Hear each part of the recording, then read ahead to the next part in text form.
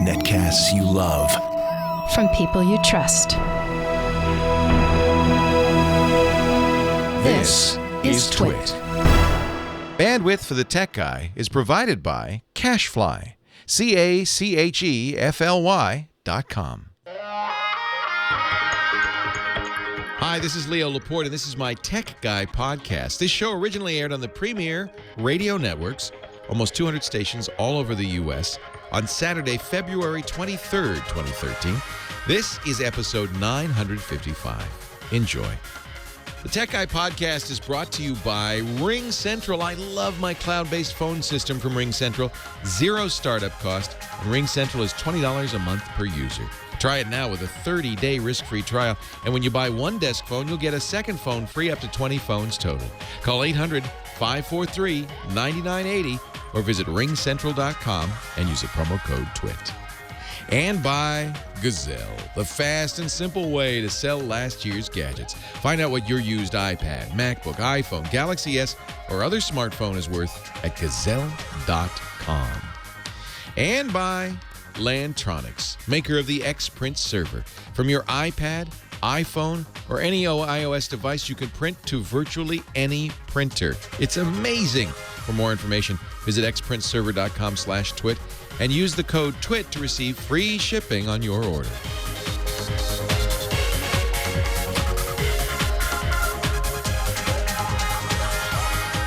Well, hey, how are you today? Leo Laporte here, the Tech Guy.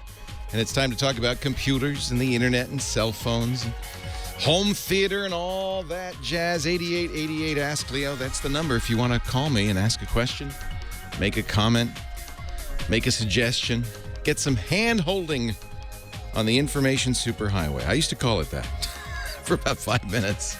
Remember that? The information superhighway. Wow.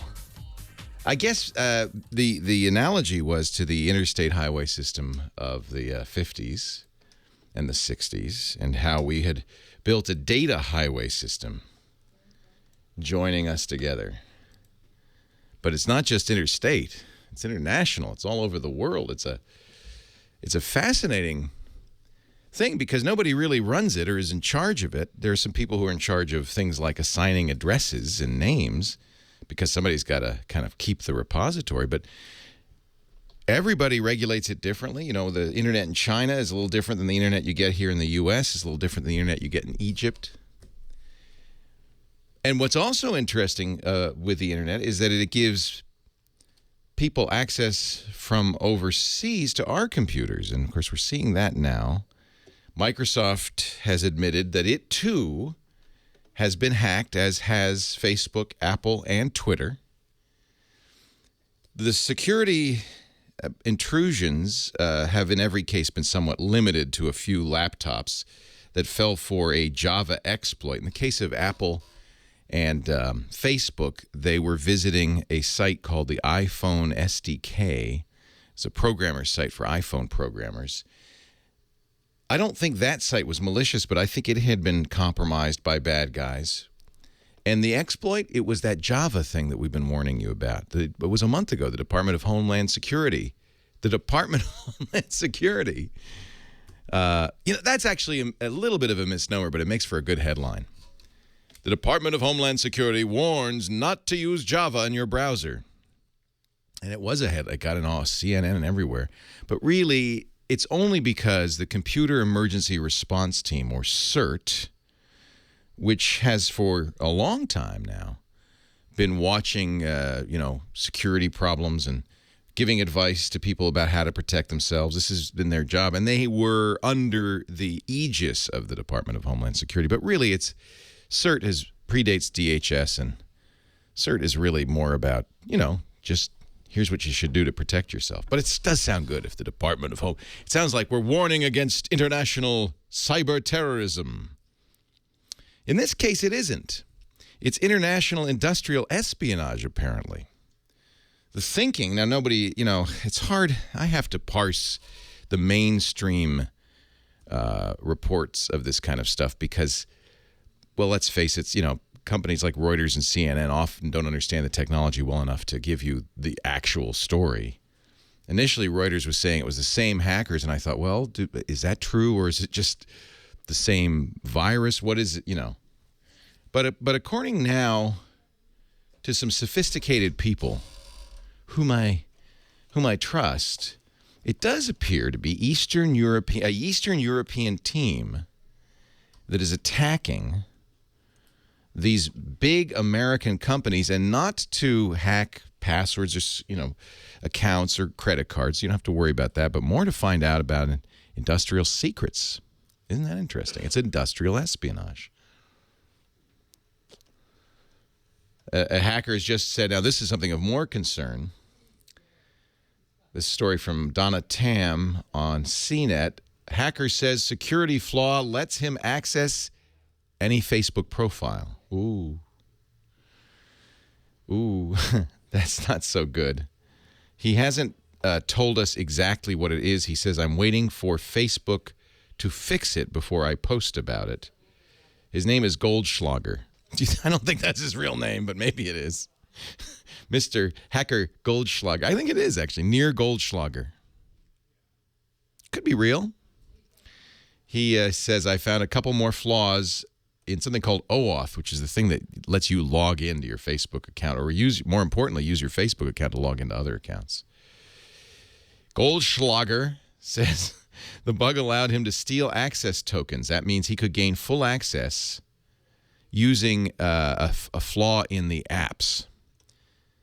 So here's the bottom line on this. He says, I could look at messages, page management, ad management, private photos and videos, whether or not those profiles installed those apps, because I could use Facebook's own apps like Messenger, which everybody has as well. So again, I've said this before. Let me say it again, especially this is attention young people. Actually, I think young people don't even use Facebook anymore.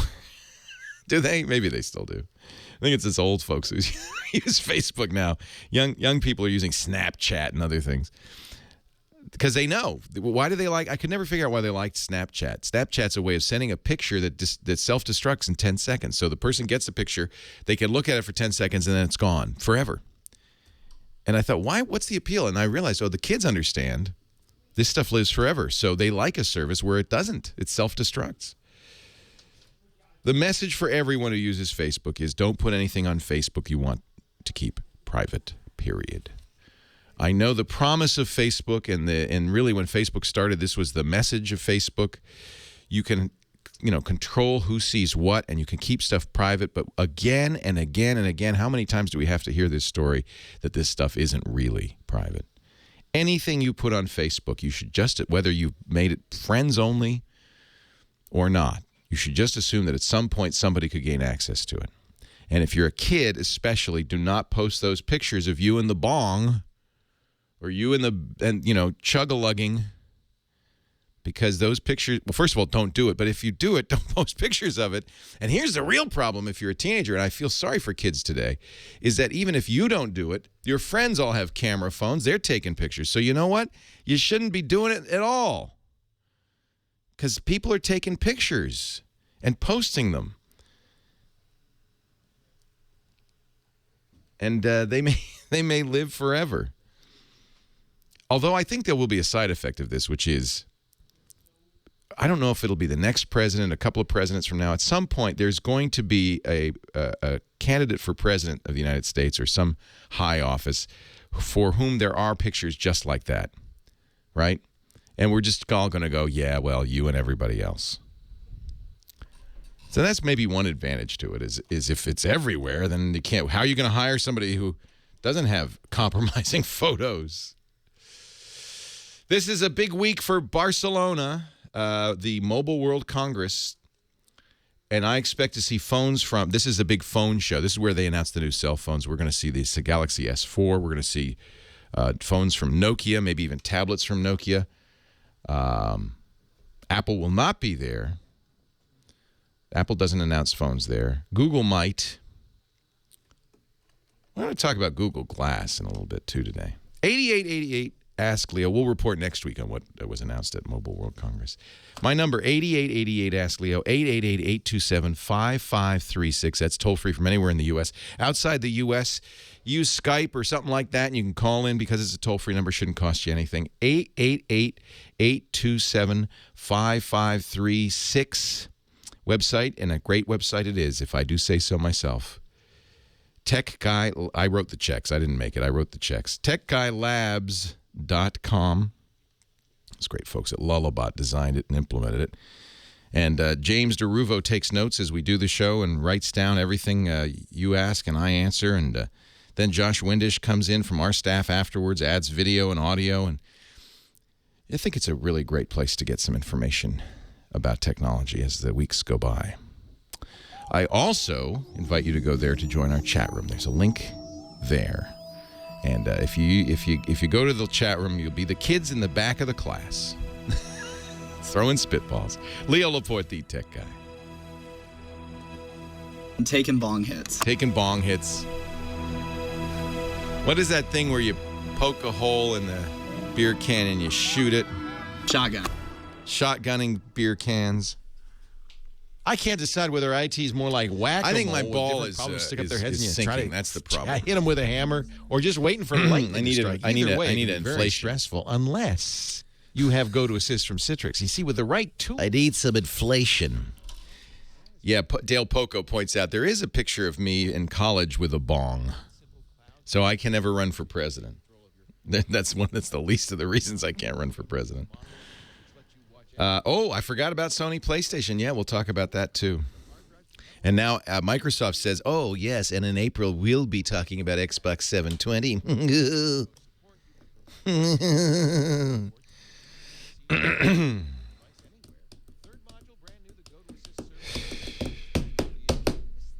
I am overqualified in the bong department.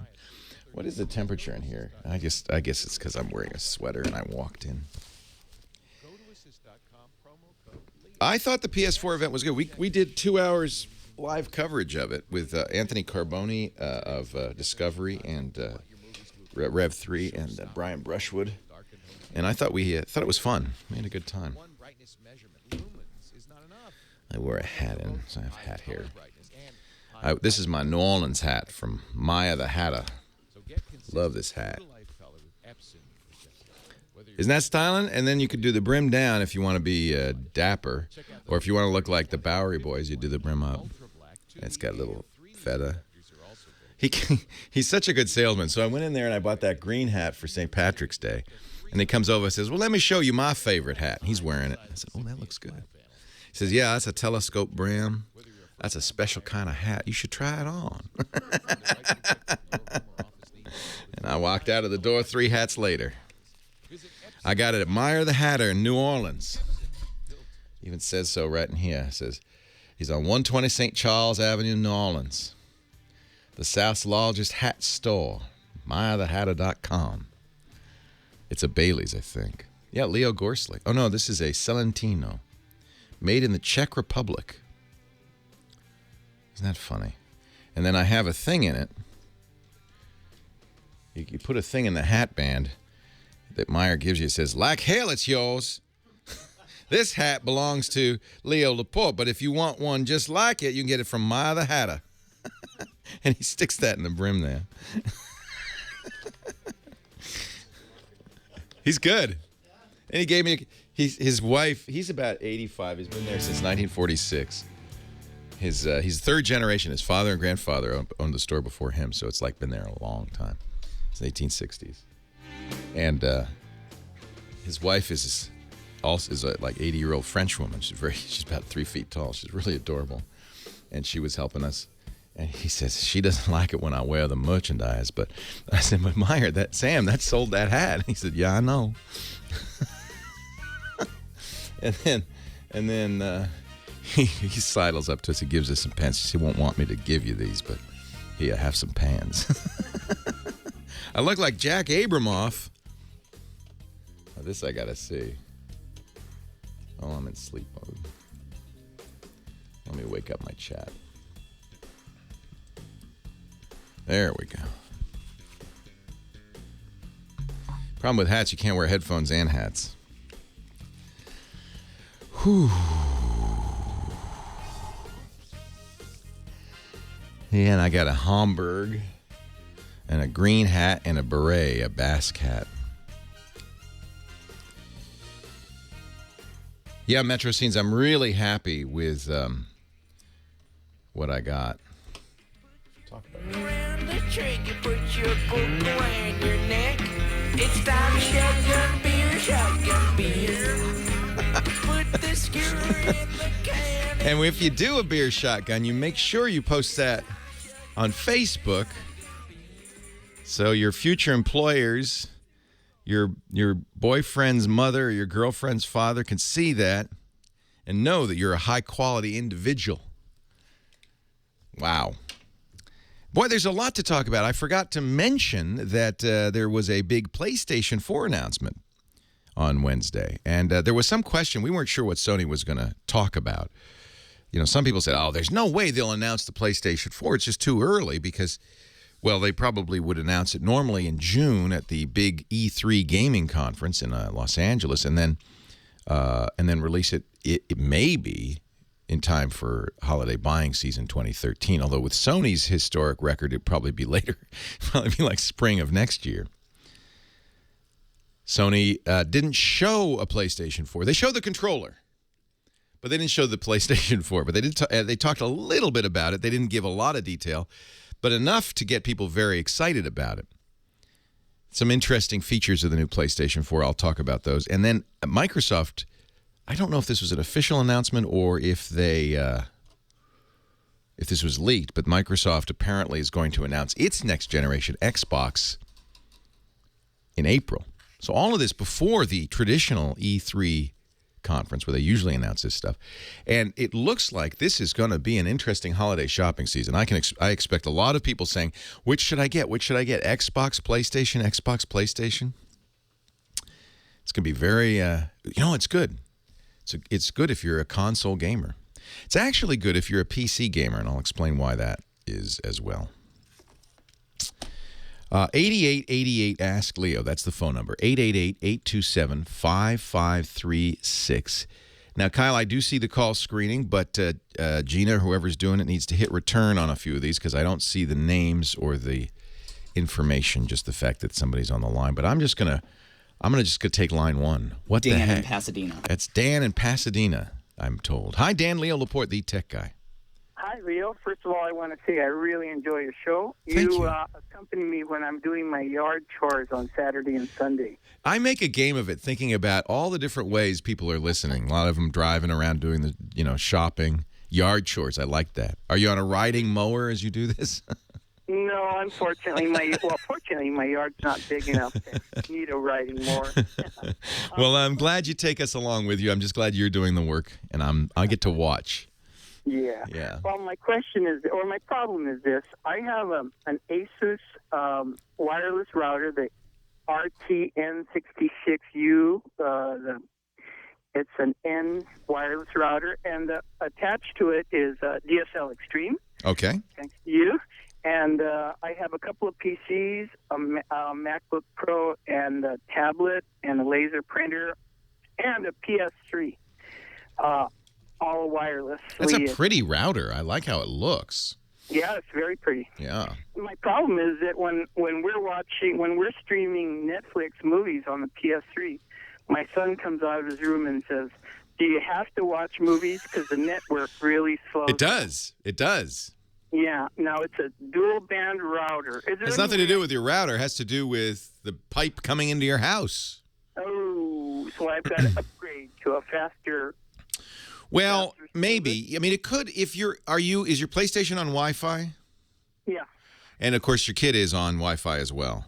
Oh yeah. Yeah. So you could be saturating the Wi-Fi. Wi-Fi is, in theory, as fast as wired, but I find that it seems to get saturated faster and have more problems than a wired network. So you might try wiring. But what is your download speed total? Gee, you know what? I'm in my car. That's so fine. No. Okay. I checked with DSL. they say everything's, Yeah, it just may not be enough. Netflix. This is, by the way, you're not alone. Yeah. Everybody, about 5 or 6 o'clock, my network, my neighborhood gets slow. Oh. Because I'm on a cable modem, which is shared at the neighborhood, and everybody in the neighborhood's watching Netflix. It seems to be, I think the last stat I saw, 40% of all internet traffic in prime time, like after 7 to 10 p.m., is Netflix, because this is hugely successful. Yeah. There are 30 million people with Netflix accounts watching streaming. And Netflix is smart. What it will do, and you've probably noticed this, it will go up or down in quality depending on how much bandwidth's available to it. Yeah, that's true. Do you think it would help if I either wired the computer or the PlayStation through Ethernet? Well, this router is a nice router. You got a fancy dang router. So one of the things this router, I believe, will do is something called quality of service. I guess it's up to you whether you want your kid to have more access or you. Yeah. You can. Well, let's see, who's paying the bill? Yeah, my point exactly. So really what I'm going to tell you is how to make it better for you. But you don't seem to have a problem. It's your kid, right? That's right. Yeah, what's he doing on his end? Probably wanting to play games. Yeah, see, those are both very demanding things. Yeah. Netflix actually can work with a router to improve quality of service. Somebody just put in the chat room a great article from ehow.com that talks about how to do it. And you should be able to go in there and look for you're looking for QoS, quality of service. And what that does is it tells the router, these packets are worth more than these packets. Make sure they get through. Okay. Yeah, and gamers like that. In fact, QoS is often used when you're gaming because, let's say he's playing Call of Duty, right? So he's playing against somebody else. He's moving around, but he needs to know where the other guy is. And if there's any what we call latency or lag between the guy out there moving and his arrival or vice versa, you're going to get shot. Oh, yeah. It's impossible to play the game if there's too much lag. So. Now, Leo, I'm not near my computer. Would this be on the show notes? Yes. Yes. Everything I say ends up at techguylabs.com. James is writing this down. So you could get more bandwidth, which would probably be the best thing to do. Although sometimes what happens is Netflix goes, I see more bandwidth and improves the picture quality. Yeah. Mom and Dad are going to like that, but Junior's going to say, hey. So this is a problem in a lot of situations. If you have something like AT&T Uverse, which is your cable, provides your television as well as your internet, they're shared. And if you start watching a lot of shows or DVRing one show, watching another, the rest of your internet just is very slow. Oh, I see. There's only a certain size, only a certain number of bits coming into the house. You got to share these nicely. Yeah. Yeah. Well, I invested for that a little more than I wanted to for that router, and I'm glad to hear that it isn't the router that's, No, you have a nice router. I don't think it's the router. I mean, you are on wireless, so wiring might help. Is the router anywhere near your kid or your... it's about equidistant. Yeah, so that's not going to help much either. No. Wired, and this is probably just anecdotal. My experience, though, if you wire something, it gets the best results. Okay. Certainly with Netflix. I watch Netflix on my Apple TV, on my Viera, Panasonic Viera TV has Netflix. My Roku has Netflix. My PlayStation has Netflix. So and some are wired, some are not. And I always choose the wired solution. It's invariably a higher quality picture. Netflix says that the number one way people watch is PlayStation 3 of all things. Leo Laporte, the tech guy.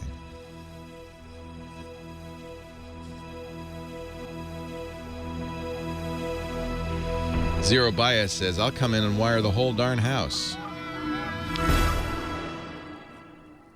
You could do a VLAN, but that's a little... That's what we do here. We have 9 VLANs. Are we going to get Mr. Scott Wilkinson? I haven't checked my email. I think Scott's in the chat room. Hey, let me see if I can do it. I might be able to do it. He's on his way? Okay, thank you. Scott. Scott Wilkinson. Hello, Scott Wilkinson. Hello, Leo. How are you? I'm good. Haven't seen you in ages. Yeah. Last week I took a little break. Good on Went you. on a little micro vacation. I've been working real hard. You. Decided to get away for the weekend. Yeah, this 6 strikes thing is a big deal.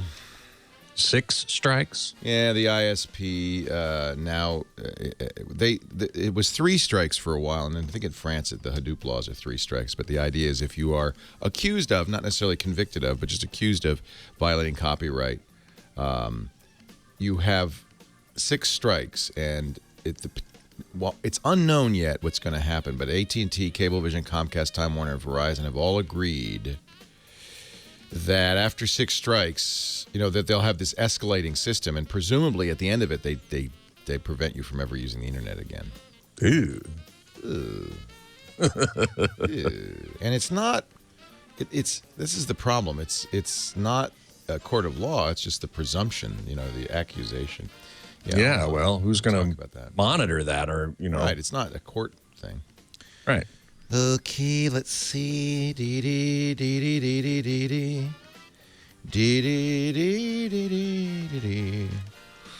What do you want to talk about?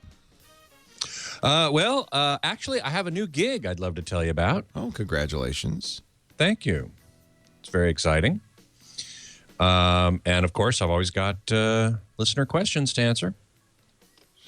So, K-12 charter school. I'm the IT director for the largest charter school in California. I wish the entire TWiT network would stop dissing the Chromebook line of inexpensive notebook computers. They absolutely outperform Windows machines in terms of battery life, boot time, centralized manageability, immunity to spyware and malware, and our 5,500 students love them. There you go. That's a use case. No kidding. I still think they're stupid. Remember, though, we're not talking about specialized uses. We're talking about in general. Right. And I'm not. By the way, Jeff Jarvis bought one, and I'm sure we'll sing its praises on Wednesday. A lot of people say good things about Chromebook. Your answer to that last guy about Wi-Fi and wireless and stuff was very good. That's You exactly agree? right. Yeah, I do. Yeah, wiring something for media streaming is always best. better. Yeah, Yeah. yeah. I end up watching on my Apple TV because that's wired. The Roku's not because it's the stick, which doesn't have an Ethernet. Doesn't have a wire. But it's okay because it's sitting right next to the. But it's still not as good. Right next to the router, but it's still not as good. It's really wired is always better. Yeah. I wonder if you stick the Roku into the MHL port on the receiver, does the receiver have a Ethernet cable? It does. Port? You might, if you wire that, I wonder if that would. I don't know. That's let me go into the settings. Maybe I could say, get your internet from the receiver. Right. I don't know. Tom ordered a Pixel too. Wow. Well, I guess I'm paying you guys too much money. I'm not going to buy one. Scott is here. Scott Wilkinson. He is the, well, I don't know what he is because he says he's got a new gig. So let's find out. He's our home theater expert and the host of Home Theater Geeks, our podcast all about home theater, which is Mondays, 2 p.m. Pacific, 5 p.m. Eastern time on twit.tv. Hello, Scott Wilkinson. Hey, Leo Laporte. Good to see you. How you doing? Yeah, good to see you too. I missed you last week, but I was on a little vacation. It's good. So. Taking time off. Very good. It is, yeah. I approve Very this important. message. So, what's the new gig? Hey, I am now the editor of AVSForum.com. What? Yep. Rock on, dude. That's I've pushed people to AVS Forum since 2001 when I wrote my book, The Guide to the TiVo, because that was the place to go to get information about hacking your TiVo. It is a really good forum for serious information about home theater systems. Seriously. I mean, Awesome. It's really good. It's really good. Congratulations. What a good thank gig. You. Yeah, actually it is. Now, I'm still at Secrets of Home Theater and Hi-Fi. I'm able to weave them together, which is nice. So hometheaterhifi.com, I'm still answering listener and reader questions. So that's where I'm doing that. But at avsforum.com, I am basically in charge of the editorial content. And the interesting thing is, they have decided to expand beyond the forum format. Now, the forum format is still there, and it's still very strong, and which is, people posting threads and asking questions and getting answers from bunches of other people. This site has something like nearly 5 million unique visitors a month. Yeah, I'm one of them. I stay there. I go there regularly. It's very big, and so there's plenty of resource for people to get answers to questions. Absolutely. But they decided they wanted to expand and include some other content, some more editorial type content. And so that's why they brought me on board.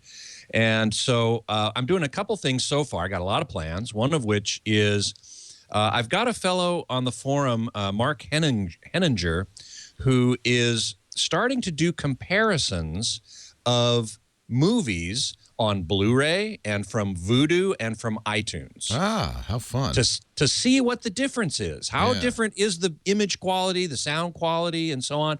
He's posting screen captures from all these different sources to illustrate what he's talking about. I think it's really, really valuable, really good, particularly given, as you have noted so many times, that streaming is becoming so important.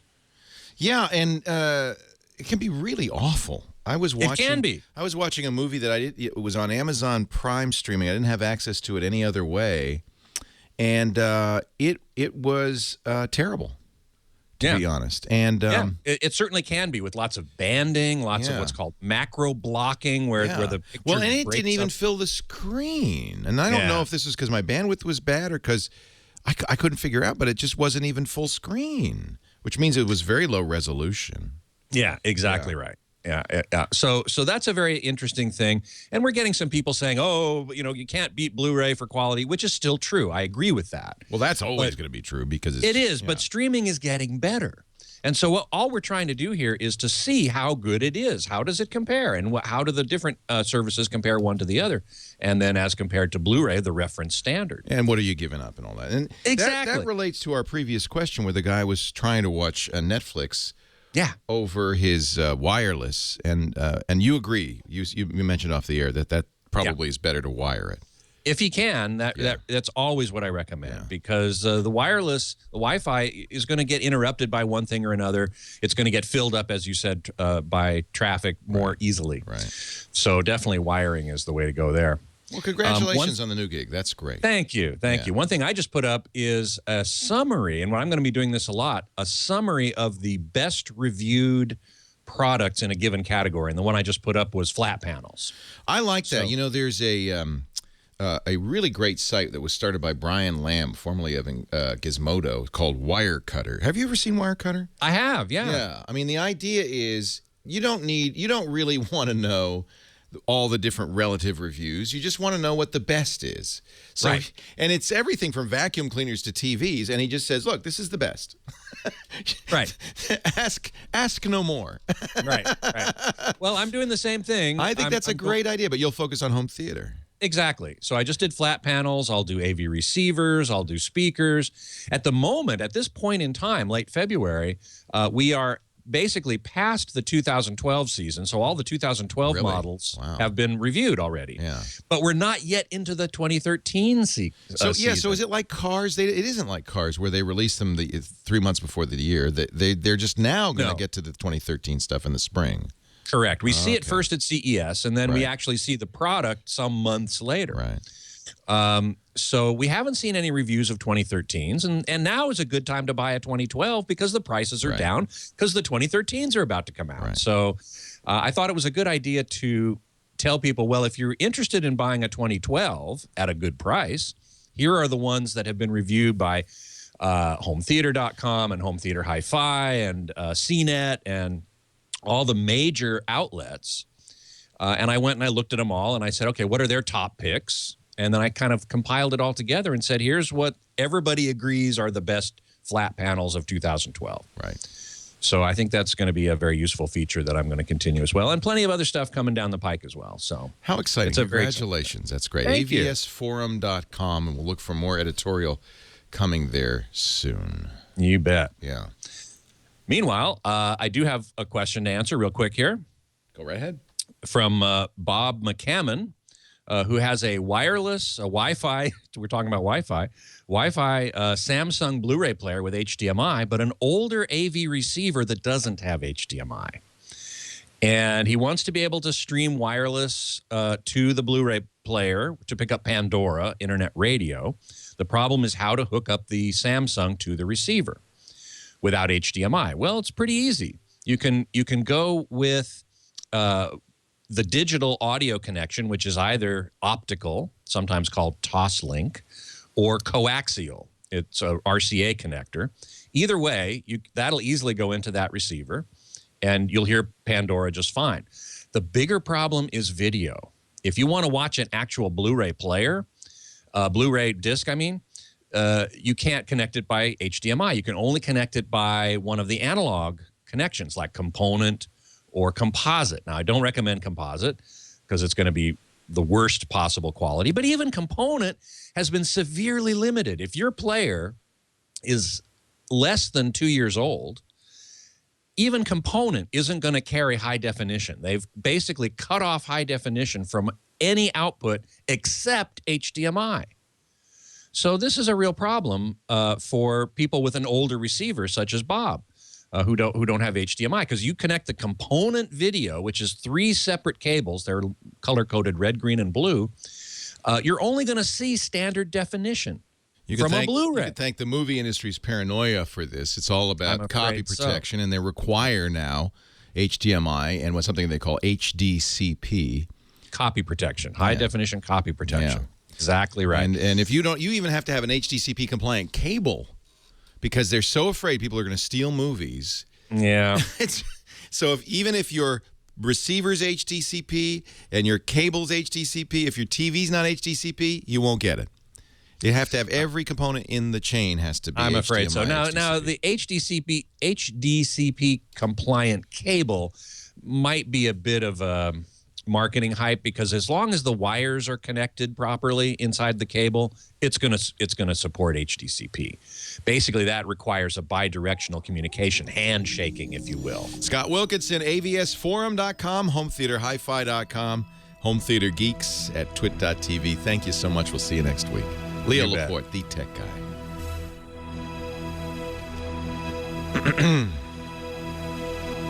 HD Fury has compliant component to HDMI, so you can take your component to HDMI, according to the chat room, and use it. Business is all about communication. Yes, but if what's coming out of the Blu-ray player's component output is only 480, is this thing then up-converting it? Because what you're going to see then through HDMI is up-converted standard def, which isn't going to be as good as original standard this def.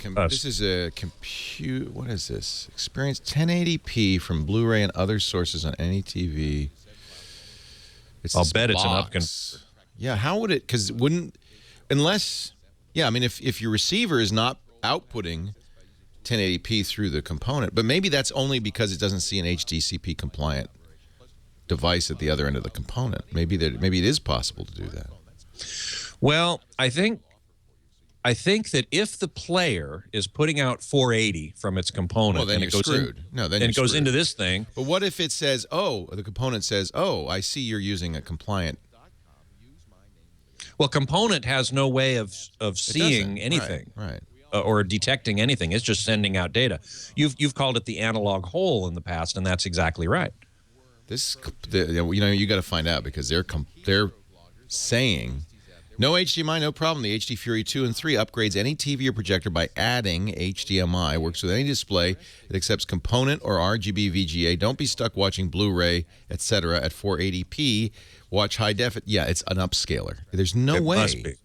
It must be. I have to look into that. I actually read about that, I don't know, a year or two ago, and I don't remember much about it, so I'm going to have to go back and look at the HD Fury again. But I can't imagine that if it takes component out of a newer Blu-ray. You're right. And I don't, Now, if it's an older Blu-ray, before 2010, I believe. Yeah, then it's Then it's going to send 1080i out of the component. And at least you've got the pixels, you've got the bits there to reconstruct. Jack, you're misunderstanding how this works. The only way you can get a non-HDMI device into this is via component.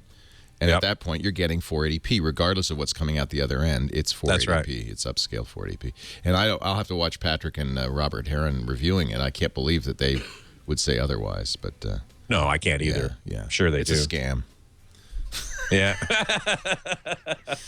Not scam's did not so- quite right, but that's No, that's not quite right. That's really misstating it when they say don't be stuck watching Blu-ray at only 480p at HD3 and watch full high def at 1080p resolution. Right. They're implying that somehow they're making it HD, but they're not. They're upscaling it. They're saying Well, it's an that's HDCP stripper, but that doesn't matter, BBS, because you only have component. If you only have component, you're only getting 480p. Period. Now what if it takes HDMI in Well, then that doesn't matter. and sends component out? Then you'd have a high definition component signal. Right. So that would be the way to do it, to take Here it's hooked HDMI. up to a PS3, which is HDMI out. So, oh yeah, that's Right. what they're doing. So they're taking HDMI and making it work on a component or at There you VGA go. Okay, display. that would work. That's what they're doing. I got Okay. it. So it's That makes sense. but that's not what the writer was asking. He has a component out receiver. No, he has a component in receiver. So this actually would help him. Oh, it would help him. yeah. Oh, exactly. I thought his issue was his receiver only had component out. Well, it does only have component out. It doesn't have any HDMI at all. But his main problem was going from the Blu-ray player, which has HDMI out, to the receiver, which does not have HDMI in. It only has Got it. component. Got it. So I'm sorry I didn't mention this. He'd have to eliminate the receiver, though. No, this would work. If the receiver can accept high definition component, which I'm sure it can, it's a Pioneer 55 TXI. He puts high definition component in, and then presumably high definition component would come out and go to his TV. Thank you, Scott. My pleasure. Carbonite, your live read, Leo. Both your hands in the holes of my sweater. May just take your breath away. I don't mind if it's not much. Leo Laporte, the tech guy. 8888 Ask Leo. We'll talk a little bit about, oh boy, there's so much to talk about from the news this week. Somebody was asking about this new Google Chromebook, the Pixel. Boy, I tell you, I think it remains to be seen that Google understands hardware at all. And this is a really good example. But we'll talk about that next hour because I want to take some more calls. Kevin in Oregon's next. Leo Laporte, the tech guy. Hi, Leo. How are you doing? I'm great. How are you? Good, Leo.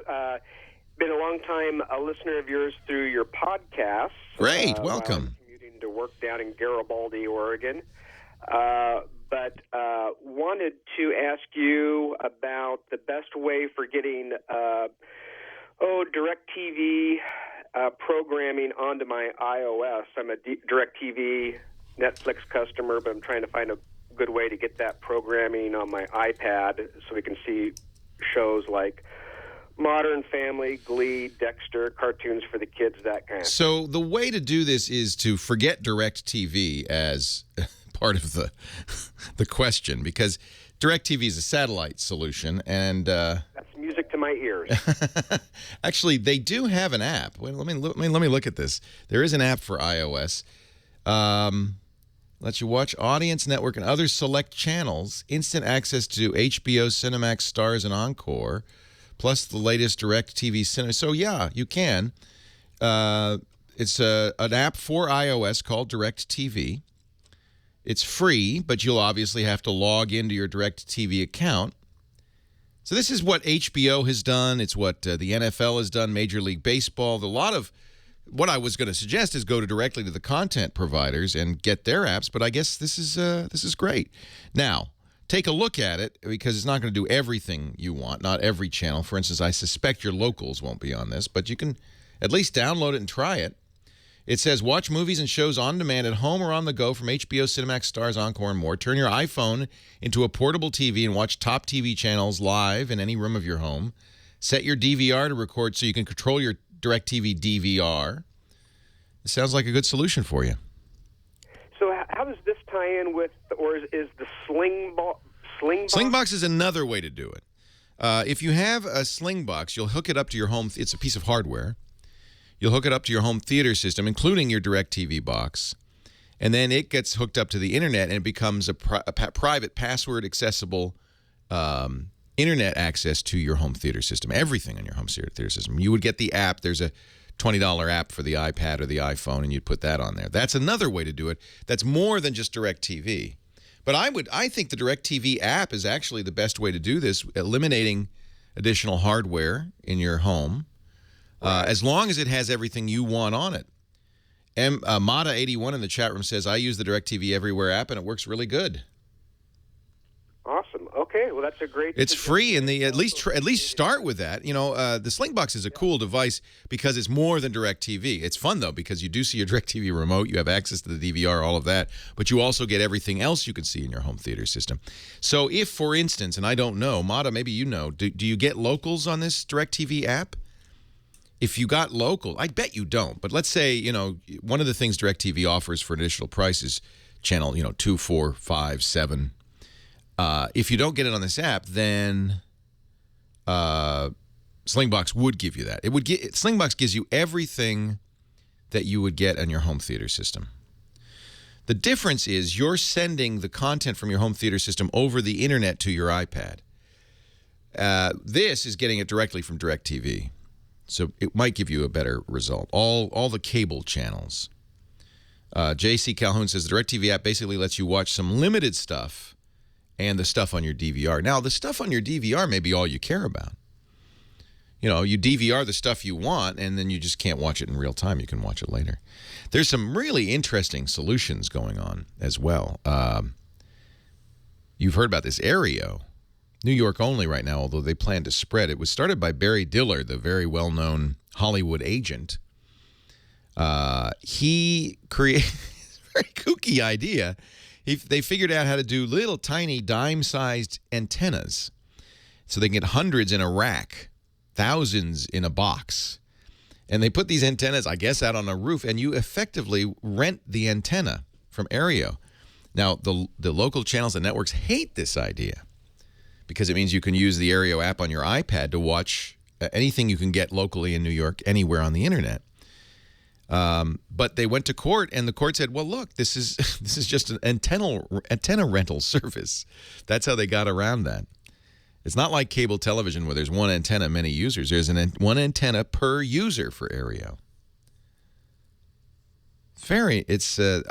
Look, everybody's trying to solve this cord cutting thing, and of course, everybody in the cable industry is trying to kill it. And the networks aren't real thrilled about it either. But this is going to happen because we want to be able to... An iPad is a perfect personal television. And we want to be able to watch our TV on it. Makes perfect sense. Aereo is rolling out to other markets soon. As soon as they can put up their boxes of antennas. Jose, extremely difficult problem. Hello, Jose. Hi, Leo. What's the problem? Well, it's with DSL Extreme.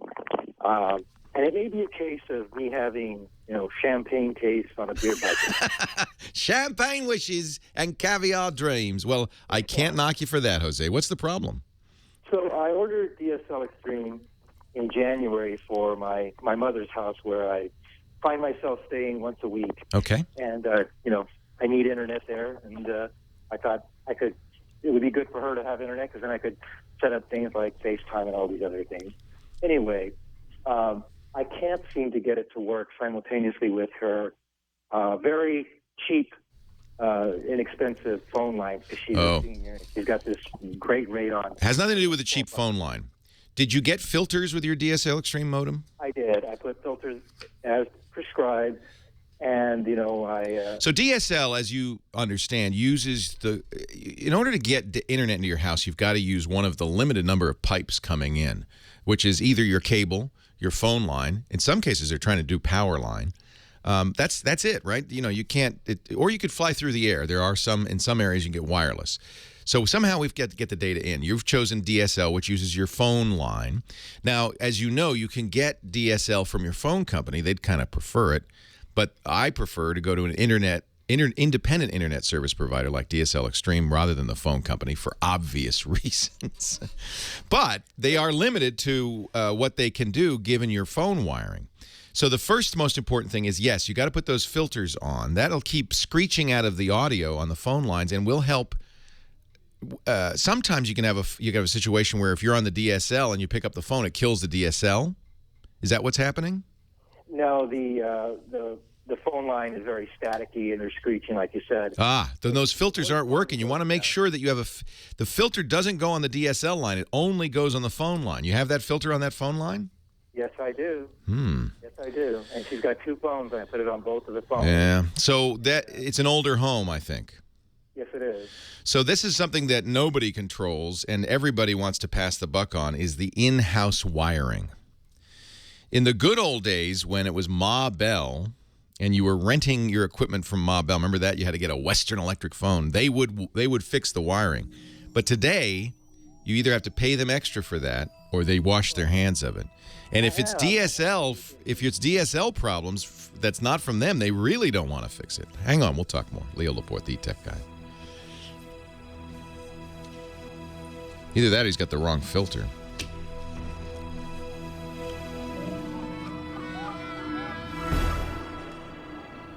Yeah. So that's what they'll do, and I've gone through this fight. It's hard enough getting to the post office. And you have to, if it's outside, they have to fix it. They have no choice. But again, if the problem is the phone works fine until I put this third party on it, DSL Extreme, they're going to fight you because they don't want you to use an independent internet service provider. They want you to buy it from them. So I'll go more into detail on this. So whoever's doing the call screening, you're putting way too many words in the comments. I only can see 6 words total. So you only have 6 words, or I don't see what you're writing. And so all I saw from Jose was having extremely difficult problems with. That's completely useless to me. You don't need to say having extremely difficult problems with.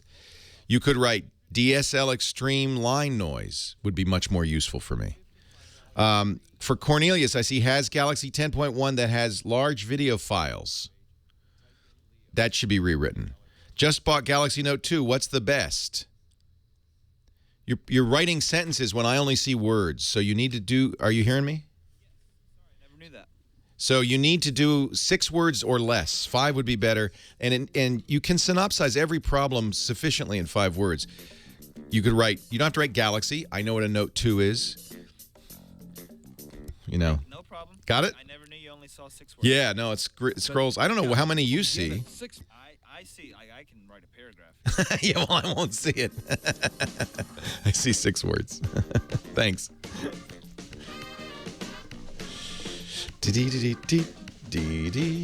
All right, Scott Wilkinson's still here. I can't get rid of him. You can't get rid of me. So I'm going to let him talk to you. Sure, take a break. For it. I'm going to go pee and wash my hands in that order. In that order, good. So, chat room, here I am. Got any questions? Happy to chat with you, as always. Scott, what is a good network security switch? I'm afraid I don't know that answer to that question. Don't know that much about security. Hey, B-Tree. The gray area, what is my opinion of the Onkyo TX NR414 receiver?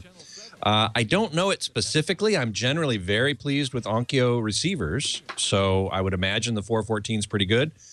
I'm sure it sounds good. The question is, does it have the features you want? I'd have to look it up to see. And you'd have to look it up to see if it's got the features you want. It's going to be a pretty low end. One thing I would look for is I don't really like spring clips for speaker wires, and the very low-cost receivers have those, so I would avoid those if possible. Let's see here. Do I need to buy a separate power receiver to get 5.1 speakers going on a computer setup? I'm not 100% sure about that. There are probably 5.1 speaker systems. It depends on what kind of output you have on your computer. First of all, it won't have power amplifiers in it, so you would need either powered speakers or a separate outboard amp, something like that. The computer, depending on the computer, it might have a digital audio out, or it won't have analog outs, probably coax digital audio. So you need to go into something with coax digital audio input in order to make that work. Certainly an audio card that supports 5.1 speakers Twisted Mister says that most motherboards support 5.1 audio. A lot of people asking me. Web2158 says, I have a spring clip receiver. Can I use banana plugs with that? No, and that's one reason I don't like them, is that you can't use them. Can't use banana plugs with spring clips. All screw connectors. 5-point model. David Bick says, no spring clips on that model, the 414. All screw connectors. It's a 5.1 model in their networked line. Then it should be great. Should be great. Hawk, is discontinued Kuro still top of the line plasma? Well, that's very good. Any new and up and coming sets? Very good question. The ZT60 from Panasonic could well be the finally something that matches the Kuro. We've been having a debate on this on AVS Forum, as a matter of fact. I posted something from CES about the Panasonic ZT60. And boy, I've gotten a ton of comments about people who say nothing will ever beat the Kuro, and others saying you're crazy and blah, blah, blah. It's always very lively on AVS Forum. So I think that the Panasonic ZT60, which is a 2013 model, will likely come very close to, if not equal, the Kuro, finally. And for a lot less money. I heard somewhere that the 60 or 65 inch was going to be in the $4,000 range list, which is a lot. Don't get me wrong, it's a lot. But the Kuro was much more than that for a 50 inch. So we have come down somewhat. Let's see here. I'm afraid I'm on the web IRC again because my XChat Aqua crapped out again. K-12 Charter School. What's the best projector for 5K or less? Easy. Epson. The Epson 5020 is the current model. I think it's around $3,000, and it's superb. It's superb. So that's a very easy question to answer. Any info on ZT60 60-inch availability? I don't know that yet. I haven't heard anything. I expect sometime spring, summer maybe. It may be later. Some of their lesser sets may come out first. Let's see. Is Hisense 4K real? Yes, it is. Whether or not it's actually going to be sold in this country, I don't know. But I saw a real one at CES. Talk Tech asks, you can get paid for writing on the forums? Well, no. The forum, AVS Forum, is an entirely volunteer organization. They do pay me to manage the editorial content. So there's a difference. But if you want to write for AVS Forum, you can certainly send me an email and we can talk about it. Anybody can post threads. Any member, that is. You have to join. It's free. But anybody can post threads. But we are going to start adding more editorial content. We've already got a few members of the AVS team who are doing some more writing. Mark Henninger in particular and Vince Simoneau are posting news items, and Mark just went to the Sony PS4 event and reported on it. Vince is going to go to the Montreal Hi-Fi show and report on it. So if you're interested, there isn't any money in it, but there is certainly a byline and an opportunity to speak to 5 million people, which is pretty cool. Kowloon has a question. Bill in Michigan says, do I still recommend the EH5000, 6000? Yes, I do. I like them quite a bit as very, very inexpensive TVs. We'll begin at 6 minutes past the hour. Best Blu-ray streaming, Funplex Girl. Best Blu-ray streaming for $100. I'd say Panasonic.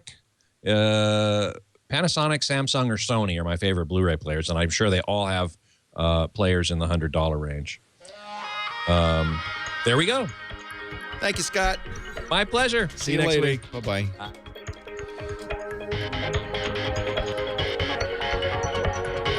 But I do have to switch my own lower thirds. Combo operation, baby.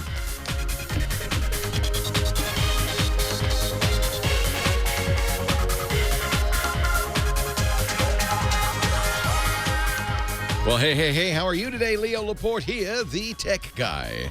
And this is the show Yeah, kind of your worst nightmare. A geek with his own radio show. How did that happen? Quick, there must be a gardening show on somewhere. Okay, now that we've got rid of the civilians. This is the show where we get hardcore on tech, man. We talk motherboards and CPUs and cell phone. No, we don't. Cell phones and home theater and all that jazz. 8888 Ask Leo. We were talking about line noise, and Jose's got DSL Extreme in his mom's house where he spends a day or two a week. And it's just noisy. Not on. Now, does the DSL work, Jose? It works. That's why I said maybe I have champagne taste, because it's about 768. I don't know if that's what. Well, one thing that happens, yeah, see, okay, so the noisier it is, the worse the quality of the bandwidth will also be. Right. I believe that the base DSL Extreme is a megabit or more down. So if you're only getting 768, I think you have noisy lines. Yeah. Now, there's two places there can be line noise.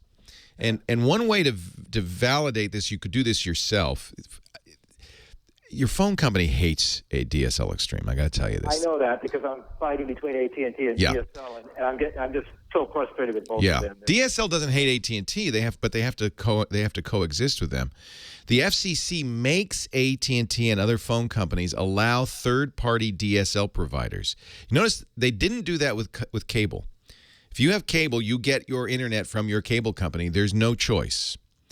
The FCC, for reasons known only to them, doesn't allow it with cable, but insists on it with telephone service. But that doesn't mean that AT&T has to be nice about it. And in some cases, they're actively anti-competitive, in my opinion.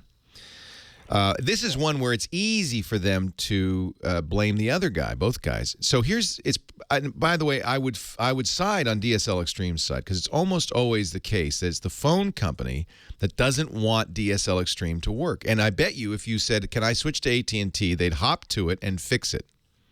But I don't want you to do that, because that's just wrong to give in to them. So my frustration with DSL Extreme is that I'm just not getting that warm, fuzzy feeling. They can't help you because it's not their lines. They don't own that copper. Yeah. So you should get a warm, fuzzy feeling, and I apologize that you're not getting that. But this is, if you talk to somebody at DSL Extreme, this is what they should say. Maybe they're not saying this. We ride on top of a physical plant that's powered by AT&T. Out of the network operations center all the way down to you, they own the copper, they own the building, they own the power, they own everything. They even, they don't own the wiring in your house because they've washed their hands of that. So the first thing you need to do to figure this out is it's almost certainly bad wiring somewhere. If it's anywhere outside the house, it's AT&T's problem, and they have to, by law, fix it. But, even if you just have noisy phone lines, crackly phone lines, and call AT&T, sometimes they'll say, well, it's not our fault. But what they should do is roll a truck out there, and you can do this yourself, and see how the lines work at the outside of the building. There is a box that the wires from the phone pole or from underground come to your house, and then from in that box into your house. That box will have a phone jack. You can plug a phone in there and see how it sounds. Oh, how about taking? Can I just take the DSL stream modem there and then see if would that? No, that's the wrong thing to do, because it's not the. So what you want to do is see how is the. If I've got a, I guess you could. No, you could take the. Okay, yeah. You really want a full test? Plug the DSL Extreme modem into that line, and then the problem is, you don't have a phone line out of the DSL Extreme modem, because what you'd like to do is see now how the phone sounds if everything's outside the house. But you can't really do. I know what you could do. You could get a splitter. So you need this is what you would do. You get a splitter, because you only have one jack outside the house. Plug the splitter into the house. Plug one side of the splitter into the DSL Extreme modem, the other side into a DSL filter. You got to have that filter, and then to a phone. Right. But Leo, so in that situation, the phone, the quality of the voice should be the same as it was before. Should be 100%. The modem was extracted. It should be 100%. If it is not, then there is a problem in the lines outside, and AT&T has to fix it. If it is good, then the problem, and I think this is likely with an older house, is inside the house. And that means that you need to either rewire or bypass the old wiring entirely, which is probably the easiest thing. And that's the missing piece, Leo, is that, I'm prepared, and I got frustrated and I said, I'll just walk away. They reminded me $250 if I walk away. So, Well, you signed that contract. Yeah, it's just like the cell services. I got to stick with it, right? So Well, they have an early termination fee, yeah. I'm just not, so how much I ask them, how much do I need to spend before this is remedied? Because, I got to do an equation here. I would just try to fix it. This is probably not a big problem now that you know where to look. The thing is, the phone company won't work on inside lines, and DSL can't. So the Extreme can't. I mean, you could hire somebody to do this. A DSL Extreme could hire somebody to do this. A phone company could hire somebody to do this, or you could do it yourself. You could just bypass all that wiring. Once you find the junction box outside, it's not such a big deal to do that.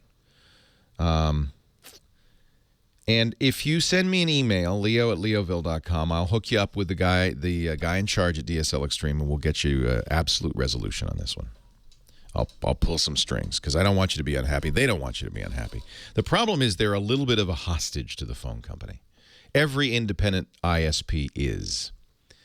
And it's tough because the phone company will blame them and say, hey, we'll wash our hands of it. And it may not be them.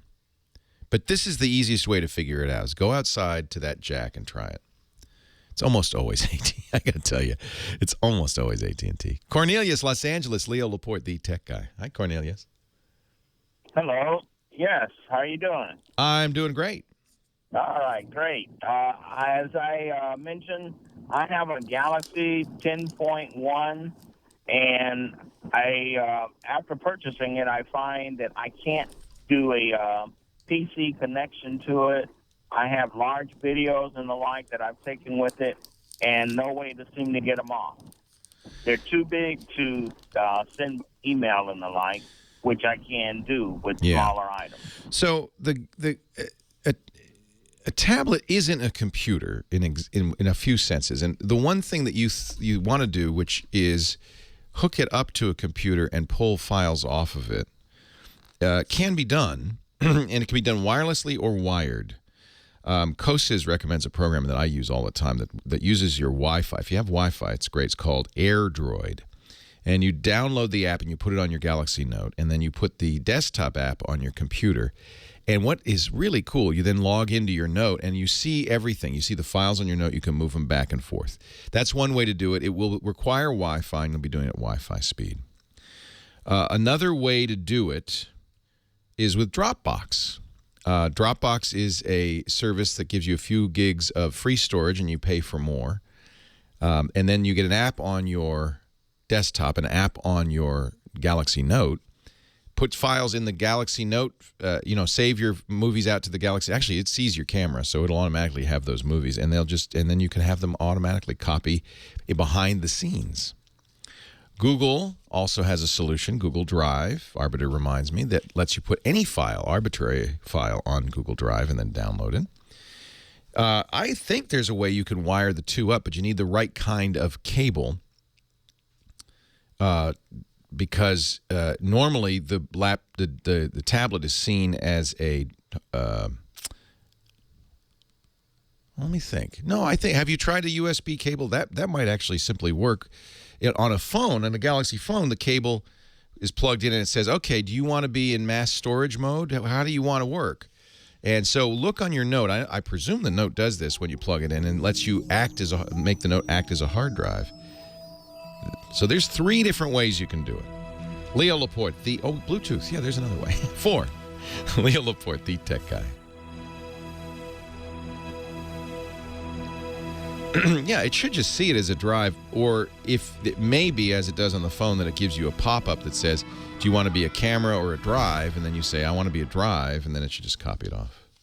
Hey, let's face it, we're all trying to save money these days. We're all trying to find the best value for the buck. Well, sometimes they call it when I host think about mode, that's value, right. man, the first thing that comes to mind, DSL Extreme, the best value in high-speed. $14.95 a month. You're going to save hundreds of dollars. Kowloon Powerline Internet used to be terrible. I think it's gotten much better. And in cases where there's no other option, it often is a good way to do it, yeah. Hey, I want to tell you before we get back to the show, I want to thank one of our fine sponsors, RingCentral.com. I showed you my phone, right? In every respect, looks like a standard business phone. It's a Polycom multi-line phone. I got Do Not Disturb. Let me press that. Yeah, it's on, so it doesn't ring during the show. Really nice phone. Hooked up to what looks exactly like a phone jack, except it's not. It's Ring Central. I don't have a PBX in the basement. I don't have any hardware here. The phone connects to our Ring Central switch in the cloud and gives me all sorts of great features. In fact, if you visit ringcentral.com, you can browse around and see what a great service it is. It is the #1 cloud-based phone service for business, and that's really why I'm thrilled that we got the tip right when we built this studio. Our IT guy said, because I said, what am I going to do for a phone system? I don't want a phone system. I used to make the staff use their cell phones. He said, well, I've been installing Ring Central. I've been very happy. Oops. Wake up. My computer just went dead. Huh. Why did that happen? That's weird. All-inclusive pricing. That has nothing to do with Ring Central going dead, by the way. All-inclusive pricing. Just went to sleep. As low as $20 per month per user. That's great. And that includes long distance, incoming and outbound faxes. Just 1,000 toll-free minutes per month per account. They've got a new thing I really like, business SMS. So here's the deal. You put the Ring Central app on your smartphone. All our staff does this. I put phones on their desk, but they also, they work at home. They want to be able to use their smartphone. So what happens is they have the Ring Central app. Calls they make on the Ring Central app look like they're coming from the business line, even though they're using it on their smartphone. They can get inbound calls routed to their cell phone as well as their desk phone. That's really nice. But they can also receive and send faxes from our business number. Suddenly our 800 number has text messaging, I should say. Faxes too, but text messaging, SMS. So this is really cool. You don't have to use your personal number for it. Why don't you try Ring Central? Here's the deal. 30-day risk-free trial. And when you buy one desk phone, you get a second phone free up to a total of 20 phones total. Call a special number just for you, 800-543-9980, or visit ringcentral.com/twit. If you're setting up a phone system for your business, do what I do. I'm very happy with it. ringcentral.com. The flexibility is mind-boggling. It's really great. ringcentral.com, and make sure you use the promo code TWIT or call 800-543-9980. Visit the website. They'll get a lot of information there about what it can do. I don't even have time to tell you all about it. Could go on and on and on. We're very happy with it.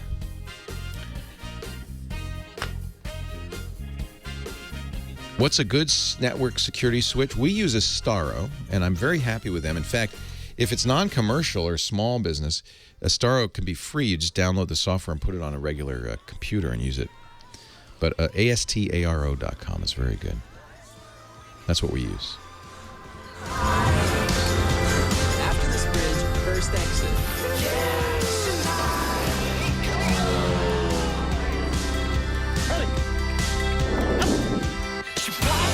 Leo Laporte, the tech guy, 8888 Ask Leo. That's the phone number, 888-827-5536. Dan is in Alabama. Is it Dothan, Alabama? Dothan, Alabama. Dothan, Alabama. Hey, Dan. I got somebody from Birmingham in here giving me advice. He's my Alabama expert whispering in my ear. Welcome, Dan. Good afternoon, Leo. Appreciate your show. I'm one of those geeks that keep you out on the yard with me, and you do ride the lawnmower with me once in a while when I can get out that far. Yeah, love that. I miss my John Deere, my riding mower. Man, I love that thing. I just stepped up to the 21st century, and I got rid of my old Samsung Rogue cell phone last night, and I picked up a Galaxy Note 2. Ooh, you went big. That's called going big. Wow. Well, I've been holding my tablet up here working on the battery to see how long it's going to last. I am a big fan of the Note 2. That's what I use as my regular phone, and I just adore it. I was wondering if you had any tips on setting it up, and I'm going to be using it to view some PDF manuals and stuff like that. So I've got some large file transfers to do to it to get those manuals on there under PDF. Well, I did mention earlier AirDroid, which I really like. Now, if you have Wi-Fi, it will go at Wi-Fi speed. But it's really handy. Dropbox also very handy for getting files onto the Android phone. A couple of suggestions. Of course, you're going to want to put an SD card, one of those little micro SD cards in there to give you extra storage if you've got really big files. And make sure they end up on the SD card. It's easy to run out of storage on these phones because by default everything goes to the internal storage, and sometimes it can be a little tricky getting stuff to go to the external added storage, but data certainly shouldn't be any problem. Dropbox is a great choice for something like that. You just put it in the Dropbox on your computer and then it just shows up on your phone. Okay. So I highly recommend that. I always get a second battery. To me one of the advantages of these Android phones compared to, say, the iPhone is it's easy to pop open the back and put a second battery in. And so now you're in luck because you were mentioning battery life. This thing may not go as long as your Rogue, but that's because the Rogue wasn't doing anything.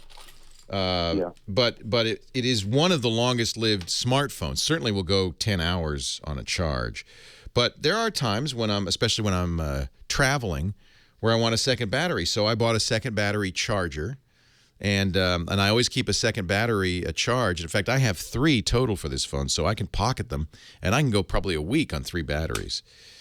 Now, I'll be nearer power before then, but that's just a nice feature. So maybe get yourself a second battery. If you're going to keep the phone, remember the battery only works with a Note 2, so don't do it unless you're sure you're going to keep the phone. Otherwise, you'll have, as I do, lots of extra batteries lying around that are useless.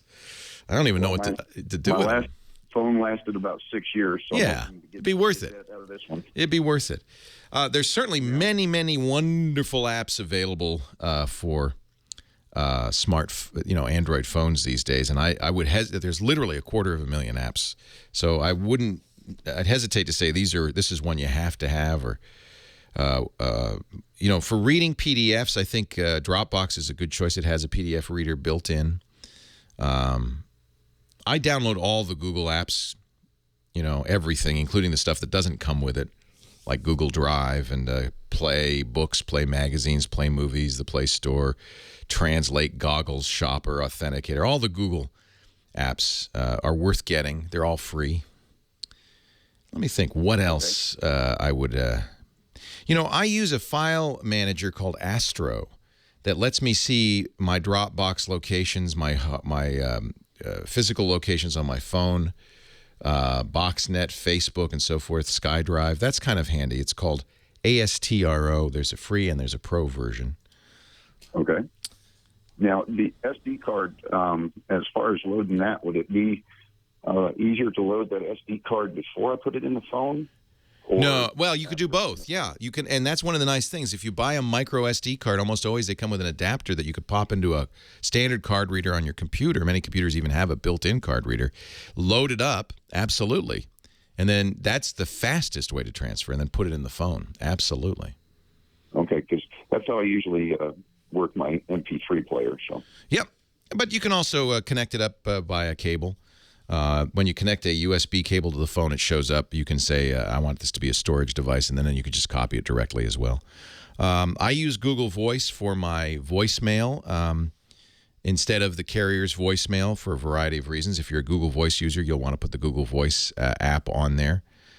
I use Amazon and Google Drive for my music, so I put those apps on there. There's a beautiful widget program that I like called Beautiful Widgets that I always put on my phone because I like to see a big clock and weather on my phone. Now, one of the things that people often do, the TouchWiz I think is pretty good from Samsung. That's their user interface. But I often put a separate or different launcher on there. That's one of the nice things you can do on Android that you can't do on an iPhone is you can have a different launcher. It's like a different user interface. And there are quite a few of them. The one I use is called Nova. And I believe it's free. It's very nice. And it has some features that I like. For instance, I can get multiple taskbars, which is really great. Just more control over what I'm doing. Kindle app is free and is a great one for reading PDFs and Kindle books. I put Kindle app on every device. because I buy books on Amazon. Okay. Anything else you'd like to know? That's the The S Pen is great. There's a great app that I just discovered that works with the S Pen called My Script Calculator. It's free, that lets you write. This is hysterical. Lets you write your equations. So let's say I go to a restaurant and I have a $100 bill. I can say, now this wouldn't be easy, add 20% for the tip, and I can actually write it out. It converts my writing into text and does the calculation. It'll also do square roots and all sorts of stuff. So that's free, and it's kind of fun to show off to people. People are always mind-boggled when you use that My Script Calculator. Well, I will have to look into that. That's a fun toy. That's something you couldn't do on your old Samsung. That's true. So, and I guess when you congratulate Scott for his getting an editor for AVS Forum, you'll have to ask him if I can control my Samsung TV from my Note now. Let me think about it. I do have remote control apps for my Onkyo receiver, for my Denon receiver, and for my Sonos. I don't know if there's a Samsung TV controller. That's a good question. Be worth searching for. A lot of companies are doing that. It's really nice to be able to control your receiver from your phone in case you lose the remote. I've lost my Apple TV remote, and I have to use my iPad to control my Apple TV now. Hey, thank you for the call, Dan. Let me, call back in a few weeks after you've used this for a while, and let me know if you're on the right track or if you thought it was too big or there was something you didn't like about it. I'm very happy with it. Okay. I appreciate the information, Leo. You have a good afternoon. You too. Enjoy your new phone. I did just see a news story that says that Samsung phones require repair roughly 3 times more often than iPhones. That's kind of a bummer. But the good, these things break. That's not surprising. The question is how quickly will the company replace it? And I've had very good experience with that. Leo Laporte, the tech guy. I have the Onkyo 1616, I think. Let me look. Yeah, not 1616. The TX NR 616 is my receiver. And that's a nice receiver. I've been very happy with that. And then I have a Denon, similar Denon. Well, the price has fallen on this. Shoot. Oh, well. Oh, well. One of the things this has is an MHL port, which you can plug the Roku stick into right in that front port there. That's kind of cool. It's an powered HDMI port, so you can add Roku to this device just by plugging it into the front there. It does stick out a little bit. Web193 wants to know, I'm about to go buy a Surface Pro. What do you think? Yeah, I think it's worth it. If you want to use Windows 8, I think you should get a Touch. I think the Surface is a very lightweight, nice computer. I have a Surface RT. I did not buy the Pro because I'm a little bit torn. I think what I'm going to do on Windows 8 laptop is I was going to get the X1 Carbon, and I really like it, although I'm waiting for Ayaz's review. He has it, and he says, you may not want to get it. I'm not crazy about the screen. It's like, oh, crap. It's also very expensive. It's $1,600, I think. I'm going to wait. Haswell and the ultra-low power Haswell parts come out later this year, and I think that's the Windows 8 notebook I want. And since I don't think there's a lot of urgency, I've got the RT. Padre loves his S7 Acer. That's a beautiful. That's the kind of pearly, snowy one, Padre. That's a really nice ultrabook. The Acer S7. I'd prefer that probably to a Surface. And it's cheaper, right? Padre has some sort of deal with Acer. He's always walking around with Acer notebooks. I can't really blame him. You got to figure a priest is above suspicion. $1,200 to $1,700. So it's in the ballpark of the Surface Pro. Remember, you got to buy a $129 keyboard with a Surface Pro. So that price is plus $129. What's the battery life on the S7s, Padre? Yeah, Google Pixel. Yeah, there's a good deal. Same price as a MacBook Air, but they took out all the software. 6 hours is good. I think Haswell we're going to see on computers like that 9 to 10 hours. That's why I'm excited about Haswell.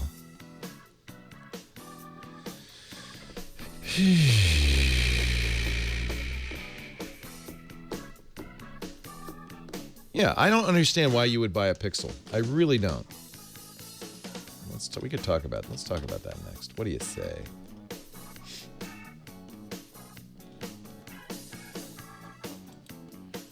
Yeah, that's reverse bloatware is right.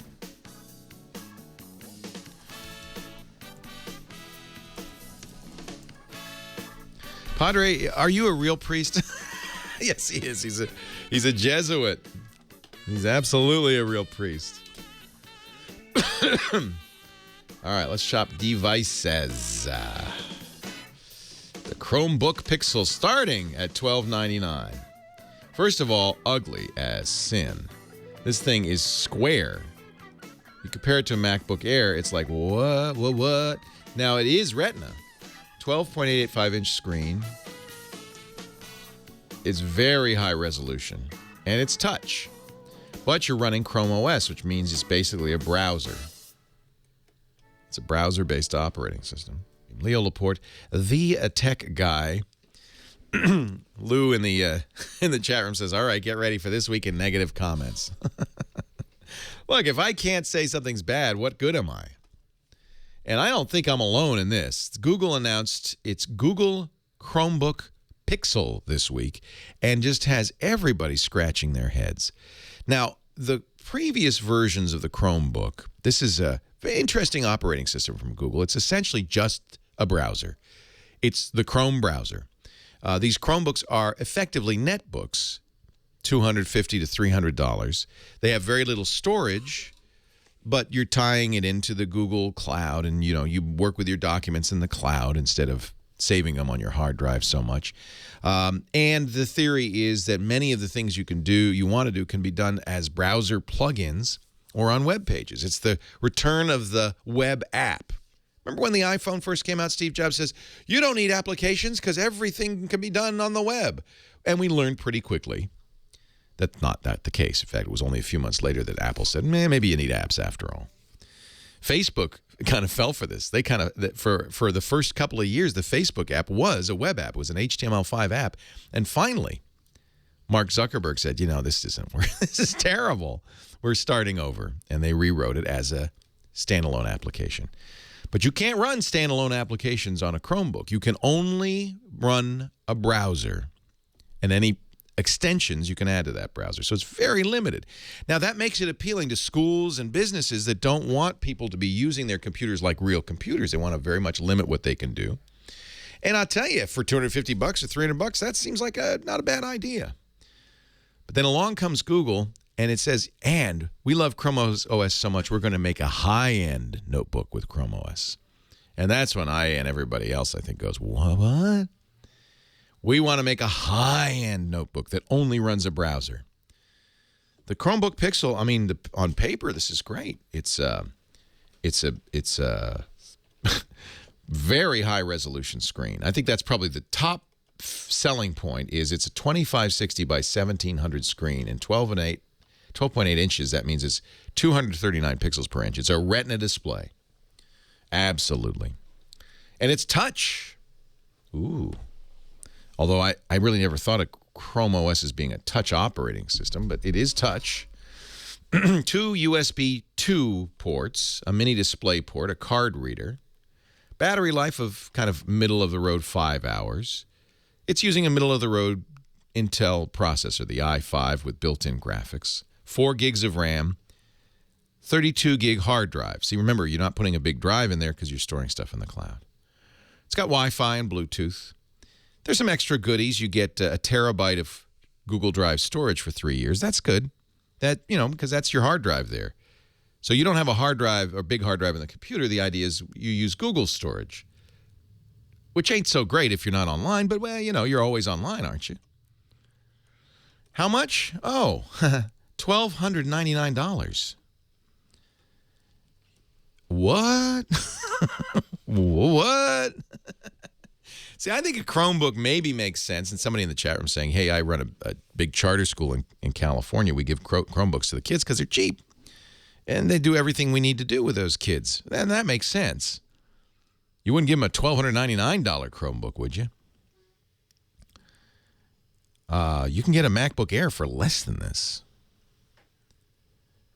I'm baffled, and it's kind of clunky. Well, I have a couple of colleagues. My friend Jeff Jarvis bought one, and our news director here at my podcast network, Tom Merritt, bought one. So we'll see. I get to play with it, but I just think that price is crazy. That's just crazy. Crazy talk, Google. It's not the first time. Remember, they released something called the Q that was going to be $300 and didn't really do anything. Never did release it. The market said, what? What? In fact, they gave the money back to everybody who'd bought it. They said, oh, yeah, you're right. This makes me wonder because Google's big product is coming. Google Glass.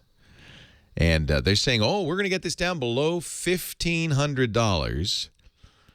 What this is, and people are starting to see it now. We're getting close. It'll probably be out in the spring of next year or even sooner. Some say even this year. Is a pair of glasses that you wear that have no frame, no lenses. It's just the frame. And over your, I guess it's your left, maybe it's your right eye. Yeah, I guess it's your right eye. There's a lump, a bulge that is apparently a screen that you can look up at. And that will tell you things like, oh, you're looking at the Eiffel Tower now. Oh, that's what that thing is. Or it's 54 degrees. Oh, I'm glad I wore a sweater. Or you could take pictures. Of course, every picture you take is from the point of view of your right eyebrow. Would you pay $1,500? Would you pay $1,000 for this? I think I don't know what they're smoking down there in Mountain View, but I think Google might be a little bit on the wrong track. Anyway, just my thought. 8888 Ask Leo. Mike is in the South Bay. Our next caller. Hi, Mike. Leo Laporte, the tech guy. Hello, Leo. This is Mike, and I have a problem with some SanDisk flash drives. Ah. I've been using SanDisk 8-gigabyte cruiser contours for years. Yeah, I'm a big fan. I buy SanDisk drives, high-end drives for my cameras as well. They are wonderful. Yeah. And yesterday, I'm running out of room to take my customer data with me. Right. So I went to one of the big box stores, and I bought a 3-pack of 16-gigabyte SanDisk Ultras. Yeah. One problem. What? I moved all the data to them, but they will not let me disconnect them. They exit. You know, when you finish... You can't eject them. You want to remove it from the system. Yeah. You go down the lower right, you click, and I get a message that says, another program is using this drive, you cannot exit. Well, so one way to do that is to reboot the machine. Yes. I can't reboot my machine every time I do that, though. Just pull a drive out in the Well, the problem's not those cards. The problem is there's something accessing them. Yeah, and I suspect it might be their password program. Oh yeah, if you have, if there's software on that card, erase it. Unless you want it. Well, I do want the password software. Well, then that's what's running. That's what's running now. I tried to remove the password software, go into Control Panel or Crap Cleaner. It won't let me remove it until I remove another file. Yeah. So here's and I think this is kind of, yeah. And this is because you got it at the big box store, to be honest. When I buy SanDisk cards, pro cards for cameras, there's no software at all on them.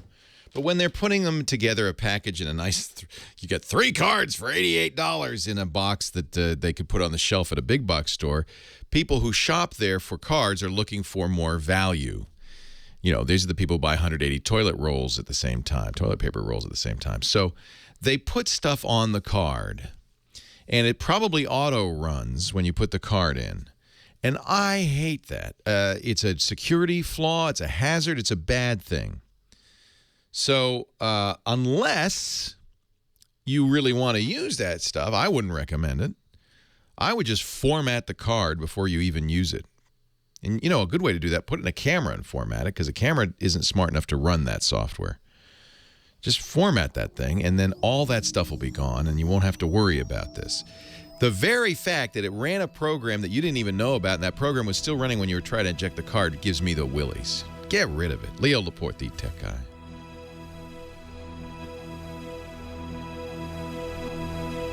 Yeah, I know Tom got a Pixel. What a nutball. Even I, who buys everything, didn't buy a Pixel. You know, I There love are some Epson. limits. I There it respect is. There's them. the They glass. make great quality products, including business projectors. Now, they use 3 LCD. It's such a stupid idea. You get the highest color brightness that way. No, Johnny is at 1 today. I should have told you. I'm sorry. I apologize. I wasn't even thinking. Yeah, Johnny's at 1 because he's at a conference. He'll be... Yeah, at the big break. Yeah, thank you. They're all bright. They're all brilliant. They're all Yeah. great. So, Yeah, it is. No, I bought it. I'm not you. This I bought because, and I haven't spent any money on it, but as a developer, because we got to review it and look at it. Maybe I'm completely wrong. I'm not gonna reject it out of hand without trying it. But I got a feeling about this. First of all, people don't want to wear glasses. They spend millions of dollars on LASIK and contacts. They don't want to wear glasses. And if you wear glasses, now what are you going to do? You got to put a lens in the Google Glass? And you look like a freaking moron. Plus, no one's going to talk to you. They're going to say, can you take the glass off before we talk? Because they don't know if you're recording the conversation, recording the video. You're not paying any attention to them. You're always, it's like somebody, you know, you ever talk to a guy who looks over your shoulder while he's talking to you? That's what you're going to be. You're going to be that guy. And there's a, I know. Well, oh yeah, testers for $1,500. So what you do is you tweet. You have to tweet. I saw it with glass or something, or what I'd look at with glass, and then they're going to pick you, and then you give them $1,500. Yeah. Oh, Google's good at getting attention. But do you really want video that is like that? Bouncing around. We have, I have glasses that have a camera built in. It's the worst video because your head's moving, and you know.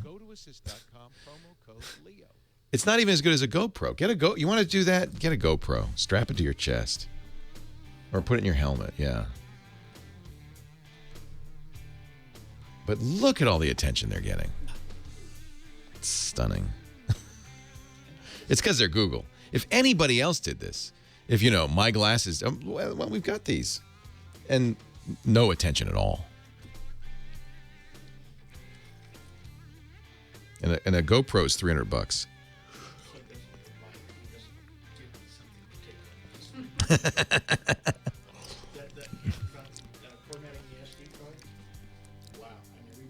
Yeah, just get rid of that crap. You don't want that stuff on there. Well, then there's this other technology called U3 you cannot format. I think they've stopped doing that, but that was really awful. That would mount it, what looked like a CD, and it would auto-run it, and it's a huge security risk. But that you have to actually, and the U3 Alliance made software available to remove U3 from those. I don't think they sell those anymore. That was a terrible idea. Oh, such a terrible idea. Every security expert said, no! You have to special order them, right?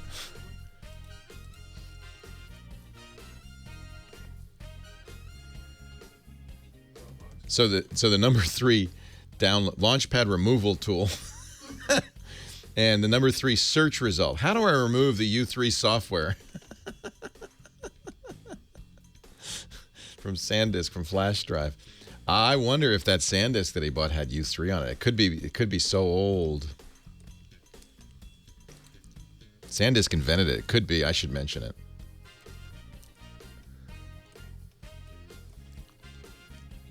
I should probably mention this. I thought they'd stopped selling it. Carbonite your library, Leo. Thanks. What do you prefer, Dropbox or Drive? I like Dropbox. It's more automatic. Are you talking to me? I can't see no one else around here. Are you talking to me? No, but I'm wearing Google Glass, so I'm actually talking to my friend in Kentucky. I just look like I'm talking to you. I look crazy. Leo Laporte, the tech guy. Hey, you talking to me? Hey, one more thing about the software that automatically runs when you stick in a flash card or a USB flash drive. I don't think they sell this anymore. Maybe you can special order it. That's what Ryan says. He says, yeah, you can if you demand it. Don't. It's called U3. And SanDisk invented this along with M Systems. It was a way of launching Windows applications whenever you inserted a USB flash drive. And if you think about it, the whole idea is horrible. It's a security flaw because if the software that gets launched is a virus, you have no control over it. And U3 really was difficult to disable and get rid of. So if by some chance at that big box store, instead of buying just a card with some security, a password program or whatever on it, you bought something that had U3 on it, now you want to go to the manufacturer and get the U3 removal tool. You can't just format that card. U3 survives a format. It was a terrible idea from a security point of view. And, of course, immediately hackers created these very interesting, for instance, somebody made a thumb drive that they could just walk around. Let's say they're at a library, public computers.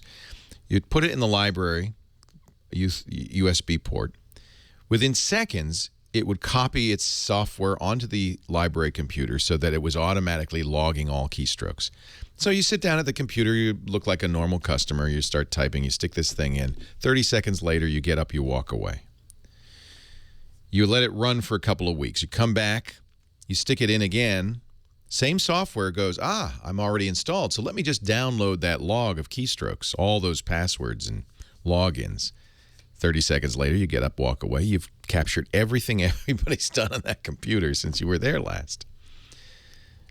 This is using the fabulous U3 technology. So the whole idea is a terrible idea. If you've got a device with U3 on it, unless you really control that thing carefully and you really want to use the software that auto runs, I'd take it off. The idea of auto running anything as soon as you insert it into the computer is inherently dangerous. Let me go back to the phones here. Who's been hanging on the longest? I think Scott in Minnesota. You're next. Hi, Scott. Leo Laporte, the tech guy. Hey, Leo. It's good to talk to you. It's good to talk to you. Thanks for calling. Hey, well, I'm kind of shopping around for a new gaming laptop. And one thing I've noticed, and I'm trying to decide, which way to go with this, is the graphics card on it. The NVIDIA platform is what I've been looking at. And I've seen one card that is a little bit slower but has 3 gigs of video memory. But then for the same price, I can get the faster card, but it only has 2 gigs of video memory. So I'm just wondering, which way I should go or how I should. That's a good question. What's that memory for, and how much do I need? Is a great question. By the way, in my opinion, gaming laptop is almost an oxymoron. It's you make sacrifices when you're using a laptop, but I understand sometimes people want portability and so forth. But I would almost always prefer to game on something that I could put a physical card in and upgrade that card down the road, right? Yeah, unfortunately, I drive for a living, so it's the one that comes on the road. It's a compromise, yeah. So the video RAM is primarily used for textures. When you play, what game do you play? I don't really have anything too new. Probably the newest would be something like Second Life, and then I've also got some older games like Microsoft Flight Sim X. Yeah, then I would get the faster card. So if you're playing a game and the hardest games to do on a computer are the real-time first-person shooters or real-time. A flight sim is a good example. That's real-time, but not quite as fast-moving. The really hard stuff to do is where you have very elaborate universes and lots of players moving through it. The card calculations are where the players are, where they're moving in space, drawing the texels, drawing the elements. But they also map onto those elements. A stone wall has to have mapped stone texture. A brick wall mapped brick texture. And the more memory you have, the more elaborate the textures can be. But I don't think that's as important, frankly, as frame, and I'm sure you agree as a gamer, as frame rate and responsiveness. Right. So I would say smaller memory and faster would be better than bigger memory and slower for most players. Okay, so you think something like the 2 gigs? It's been a while since I've shopped for a high-performing laptop. So you think something with 2 gigs would still have a fair bit of longevity to it? Oh, I think so. Yeah, especially for the games you're playing, 2 gigs is plenty. Okay.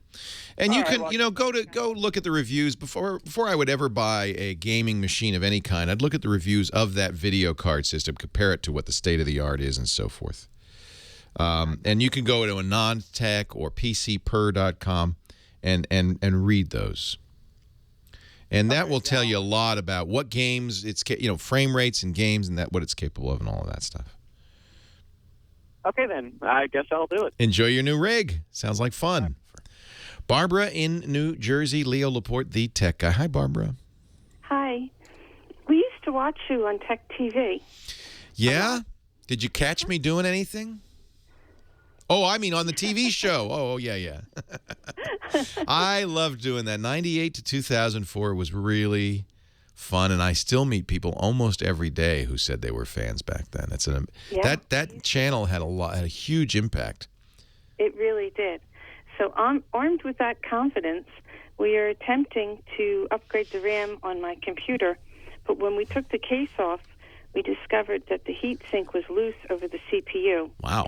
And one of the little hooks that it hooks into actually came off the board. The computer's old. It's 8 years old. It's good you noticed that because, of course, it will overheat, and that's not good. In fact, it would crash suddenly if it got too hot. Mm-hmm. It hasn't yet, but I'm wondering if the computer repair shop in our area is closed.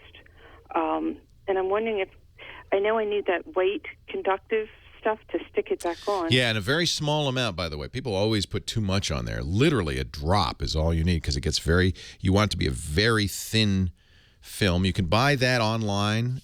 You can buy it at a computer store. Just get it online. Mm-hmm. The real issue is that clip. Was it attached to the motherboard? Has it come off the motherboard? Yes. Can you reattach it? Well, I stuck it back in place, but it's not going to hold. I think it needs to be resoldered.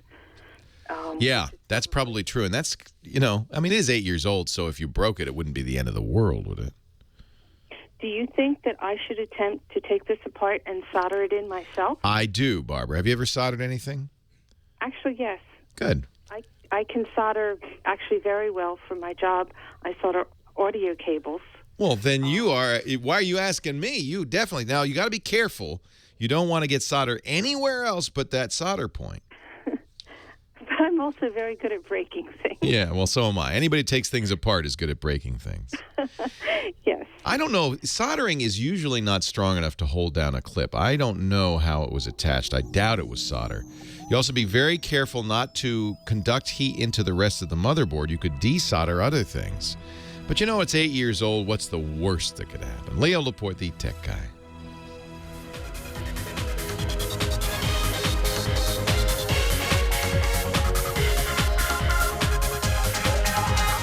Well, hey, how are you today? Leo Laporte here, the tech guy.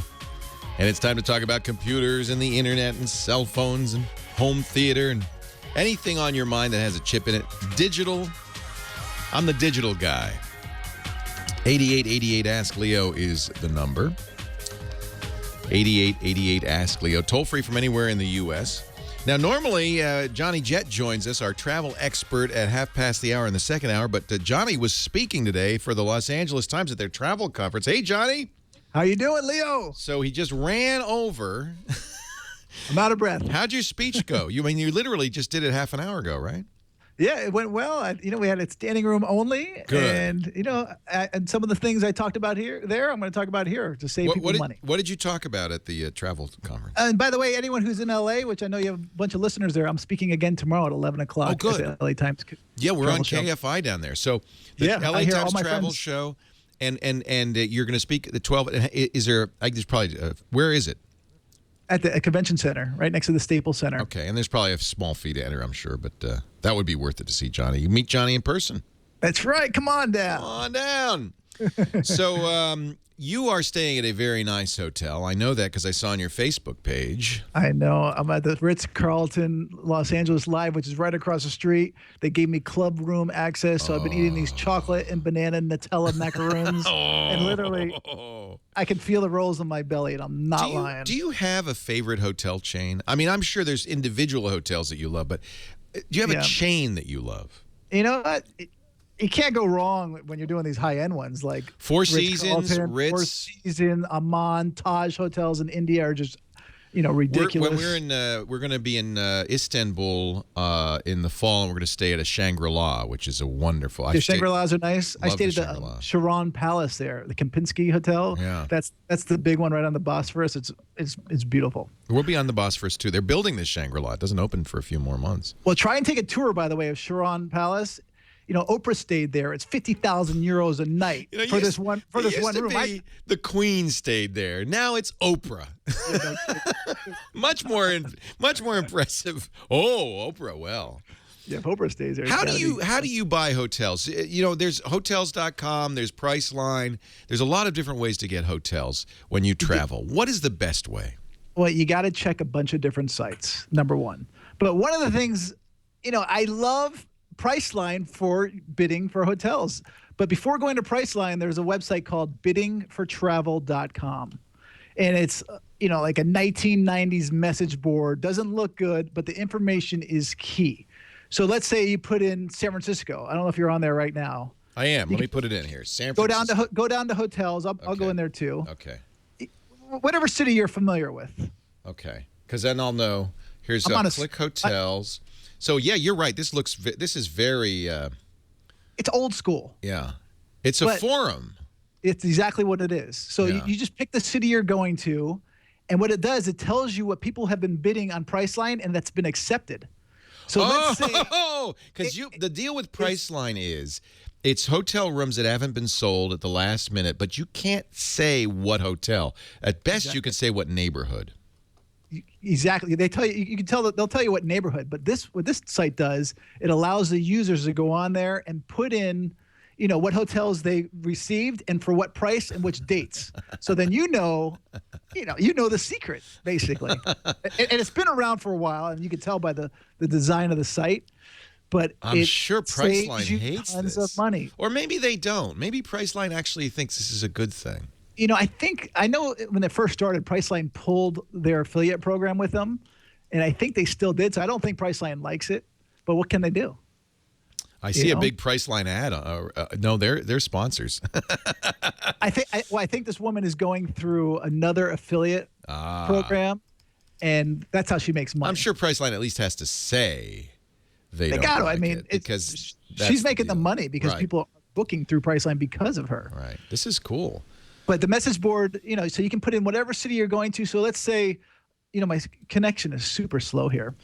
That's all right. You're looking good, and don't do too much while you're while you're online with us. It's slow because Skype. Did you click San Francisco? Yeah. I entered the W Hotel, and you could see what people have bid. Okay. Right. I mean, and by the way, if you know what the price was, the neighborhood. In fact, sometimes I've been told by people who use Priceline a lot that you pretty much know what hotel you're going to get if you give a certain neighborhood and you see a certain price. There's especially luxury, and you go by number of stars. Yep. You can almost always say, "Yeah, I'm pretty sure that's going to be the Ritz-Carlton or whatever." And there's a secret how to get a free extra bid because if you bid and you don't get accepted. You have to wait 24 hours, but one way to get around it, let's say you want to stay in San Francisco downtown at a 5-star hotel. Yeah. So all you do, or 4-star hotel, then you go to an area in San Francisco that does not have any 4-star hotels. Yeah. But add that area to your next bid. Yeah. and you know you're not going to get that area because there's no other 4-star hotels, but then you get a second shot at the area you want. And by You the like way, that? always use the Tenderloin because there are no 4-star hotels in the Tenderloin. Just a little tip. That's good to know. I don't know if there are any 2-star hotels in the Tenderloin. So this is good. So you do say Priceline is a good deal. It always makes me nervous because I kind of want to know which hotel I'm staying at. Well, that's a problem, and you're not going to get your hotel points probably. Right. So they won't, and they might give you a room by the elevator, but if they do, I always say, listen, come on. You're getting a deal. Yeah. So sometimes these hotels try and, stuff you for, not going through them. We got a great deal in New York City a couple of years ago at the Sofitel. I don't know if it was Priceline or another bid, but we didn't know what but the deal was so good. It was like $50 a night in downtown New York. Well, that's ridiculous. At a great hotel. So you really can get some amazing deals. For sure. And there's another site called betterbidding.com, Uh-huh. and that's more for Hotwire. Okay. Hotwire, I think, was the one we better. And Hotwire's the same idea as Priceline? Not really. I mean, it has a similar idea, but this one tells you the price. You can't put in your price. It just doesn't tell you the hotel. So it says, this is $84. Still, Priceline is usually about 10% cheaper. So whatever you see, Hotwire doing, go 10% lower. So there's two. There's betterbidding.com. That's for Hotwire. Correct. And there is biddingfortravel.com. That's for Priceline. Exactly. And you know what? I've used it many times. And you know what? We can talk about it another time, but I love using the Bidding for Travel as their message boards for car rentals and using Priceline. This guy is a genius. Go to johnnyjet.com. That's his blog. He is the travel insider. He knows it all.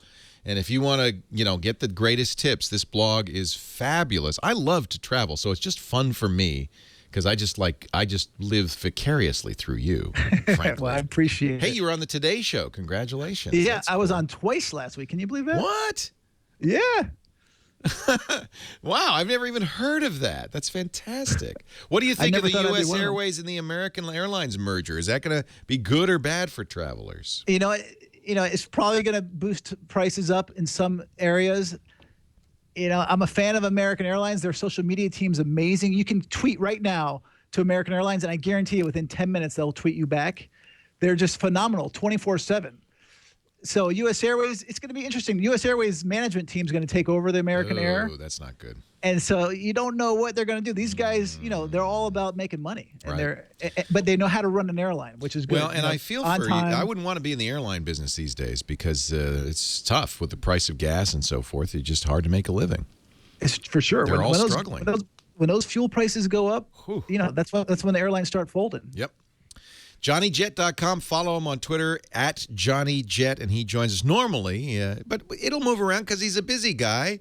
He's on the Today Show twice every week or something. That was just a one-time. Just once. Hey, I've never been on the Today Show. Once they had me. I was there. They bumped me. They recorded something after just to make nice because they never used it again, and I'm jealous as heck. Thank you, Johnny Jet. JohnnyJet.com. Leo Laporte, tech guy. More to come right after this. Oh, I love this segment, Johnny. Oh, thank you. And I do think that people really want to know this stuff. This is like, how do you use Priceline? You could actually dig deeper. I wouldn't mind it just one day, just say, what is Priceline? How does it work? How do you use it? Okay. I just don't, we have such limited time. I just didn't want to. I know. In fact, the way to do it. Sites to mention. I know. The way to do it is to pick one thing. Because you got 6 minutes, and that's all you got. So but the Today Show's the same thing, right? Yeah, well, that's 3 minutes or 4 minutes. Right. There's no time on the Today Show. But they usually give me 5 things. I mentioned 5 deals. Yeah, I within know. 3 minutes. Because I don't want to jam it that tight. I think if you give us one great tip each time, people go home going, this is great. Okay, good. Yeah. Thanks, John. Go back. Well, thanks for having me. Back to the conference. I'm going. Take care. All right. Thank you so much. See you. Bye-bye. Bye-bye. I just love him. Johnny Jet, everybody. He's the best. He is really good. Hey, our show today brought to you by Gazelle. I should really mention this because I know you're always looking at these new gadgets that are out there and thinking, how do I pay for my next new gadget? And Gazelle is a great way to do it. GAZELLE.com. You get cash for your old phones or tablets, your old Macs. What do you have that you'd like to get rid of? I bet, for instance, the iPad 4th generation just came out. You have a 3rd generation iPad. You're ready to get rid of it. What if it's an AT&T 64 gig iPad 3, $290? Now that price, that's going down. You don't want to wait on this stuff. There's no way that that's going to get more valuable than it is right now.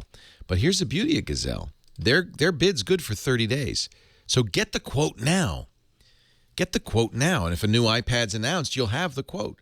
New iPhone, want to get rid of your BlackBerry and get an iPhone or a Galaxy? Want to get rid of your Galaxy? Let's say you have a Galaxy S3. I actually have this. Galaxy S3, and you're ready to get to a Galaxy Note. What's the condition? Broken, good, flawless. It's good. It's not perfect. Free of water damage, sure. $194. That is almost right there, the cost of the Note. And the deal is you throw these in a box. Actually, they'll send you the box. Once you've got all the quotes you want, and really don't stop with one. Get quotes on everything in your drawer or your closet. Get everything. And then anything worth more than $1, they'll pay the postage for. So they'll actually send you a box, prepaid postage box. You pile it all in there, send it off, and then they very quickly turn it around with a check or PayPal credit or an Amazon gift card. My pro tip, get the Amazon gift card. It's worth 5% more. They bump it 5%. Gazelle.com. Their data experts wipe the device, so you don't have to worry about that. They have traded now 1 million gadgets at Gazelle.com. 1 million gadgets. They've paid out more than $50 million. GAZELLE.com.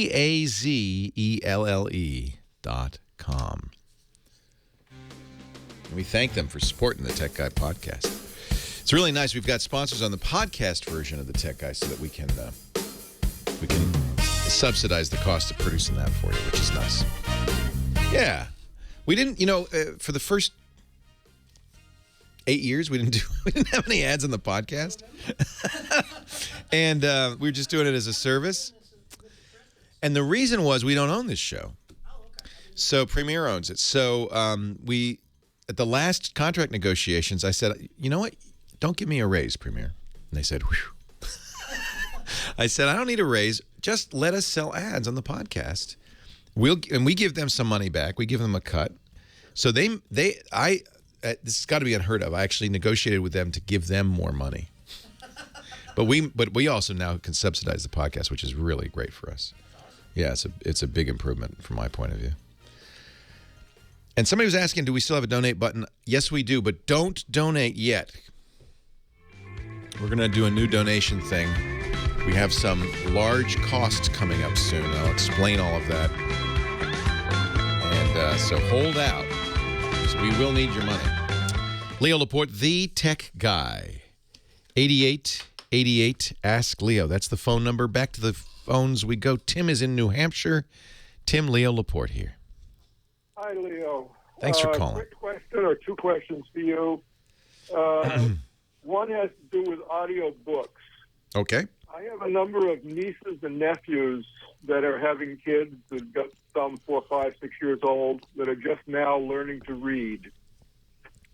And I would like to buy them books like Peter Rabbit, Hansel and Gretel, record them in my own voice on my Mac. I have GarageBand, so I can do that if you like. Send it to them as a gift along with the book so they could read along and listen while I'm reading it. Isn't that awesome? I don't know how legal that is. It's completely legal. Okay. That's what I thought, but I didn't know because I'm obviously violating people's copyrights with the books and all. I'm not selling them, however. Yeah. No, you are absolutely allowed to do what you propose, and I think it's a wonderful idea.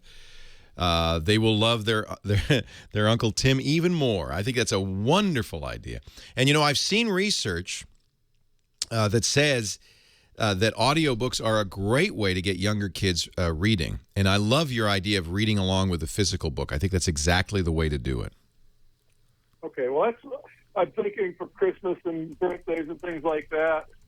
I suggested it to somebody a couple of years ago, and I've not done anything, but I got thinking more about it. I recently lost my job, so I've got the time now. And That was question number one. Question number two, I listen to a lot of old-time radio shows that are on podcasts all over the place. Wondering if you or any of your people in the chat room might know where a person could find scripts for these old radio shows, if they're even available. You want to find what for the old radio shows? Recordings? Yeah, the old scripts. Oh, scripts. Oh, Yeah, that's an interesting idea. So I and a group of people could sit down and maybe update them. Oh, I love that. Let me know if you find those. I like that idea. I don't know where you can get scripts. I know where you can get the shows, and if you Google OTR or old time radio, you'll see there's tons of those. And what I would do is contact one of these groups like OTR.net and say, ask them, hey, do you know, are there scripts around? I don't know of scripts. That's a very interesting question. Maybe somebody in the chat room does. Yeah, well, that's what I was thinking. You've got a large chat room there, and they may know something there, because I've looked and not found anything. And for a high school or a grade what a great idea. I doubt they're preserved, and of course, they're probably still under copyright, unfortunately. Anything copyrighted after 1927 is still in copyright. Okay. Genericradio.com. I don't know what that is, but the chat room is saying it. Generic radio. Let me visit and see. .com. The Generic Radio Workshop is a vintage radio script library. Holy cow. Ask and ye shall receive, the most brilliant chat room in radio. I've heard you say that, and and Holy cow. do what they could. Thank them very much. James DeRuvo also says simplyscripts.com, which is a script repository, has some old-time radio scripts as well. So there you go. Radiolovers.com from James. So James is our note taker for the website, so I'm sure he'll put all of this in the website, techguylabs.com. I really appreciate it. The Royal Gelatin Hour presents the game of chess. Lights Out presents Ghost Party. Superman, the Meteor of Kryptonite, Chapter 2. Wow, there's a lot of scripts on here. This is fun. Thin Man, Abbott and Costello, Agatha Christie's Poirot. Now, it looks like in most cases there are only a handful of scripts. 6 Amos and Andy scripts, 6 Arch Obler plays. So it's not, but there's some, certainly hundreds of scripts in total. So you could do Sergeant Preston of the Yukon once. You could do The Creaking Door once. Let's see if they've got The Shadow. I bet they do. What fun. What evil lurks in the hearts of men? Who knows what evil lurks? I love it. No, they don't have any shadow. So it really probably depends on somebody somewhere, saving these things. Is very fortunate. This is really great. I love it. Hey, thanks for the call, Tim. You found a new resource for us. Your help. I appreciate it. My pleasure. Have a nice day. Take care, Tim. Somebody's also saying the Writers Guild of America, the Sue says, you might contact them. It has been my goal for some time to get scripts. I want to do more up-to-date scripts. One of the things the old radio scripts kind of sound a little dated, but that'd be fun to do. But I would like to get more modern scripts. What if somebody did something of the caliber of, Game of Thrones, audio only, and released it weekly? Wouldn't that be cool as audio? I think it would bring back radio theater. The weed of crime bears bitter fruit, says KC8RLU. 8888 Ask Leo. I love the chat room's great for stuff like this. We could find anything. Tom in Ohio. I'm sorry, Sean in Ohio. Leo Laporte, the tech guy. Hey, Leo. How's it going? It's going great. How you doing? Pretty good. Good. Okay, so I saw you showing off your Polycom phone earlier, and believe it or not, I have an Asterisk spot running mouse. Oh, you are fancy. You are a fancy guy. I just don't want to pay for phones. Yeah, no, I don't blame you. So Asterisk, for those who are curious, is a very powerful, high-end, open-source PBX software package that you would then buy some hardware to interface to your telephone system, and it would give you a very sophisticated phone system that could use landline or internet or both. Google voice is my choice. Are you on it now? Actually, yes. Sounds great. Thanks. Yeah.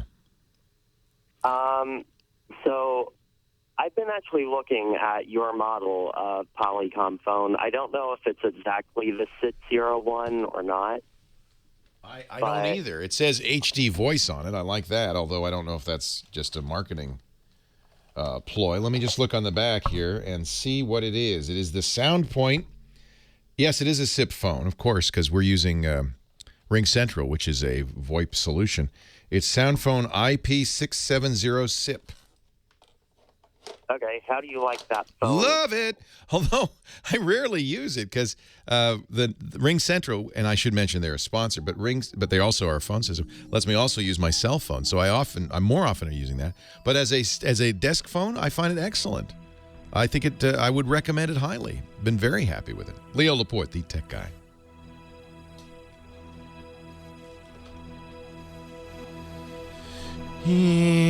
So SIP is the way you control IP VoIP solutions.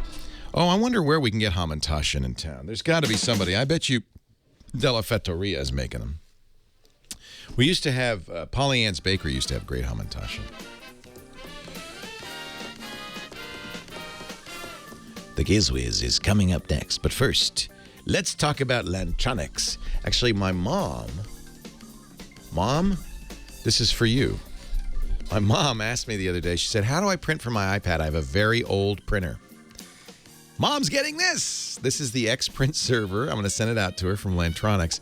My mom is 80 years old. She's savvy, but, she's not a network administrator. And yet I know this will be a simple thing for her because all she has to do, move the printer over to where the router for your cable mode. Actually, she just got FiOS. I'm so jealous.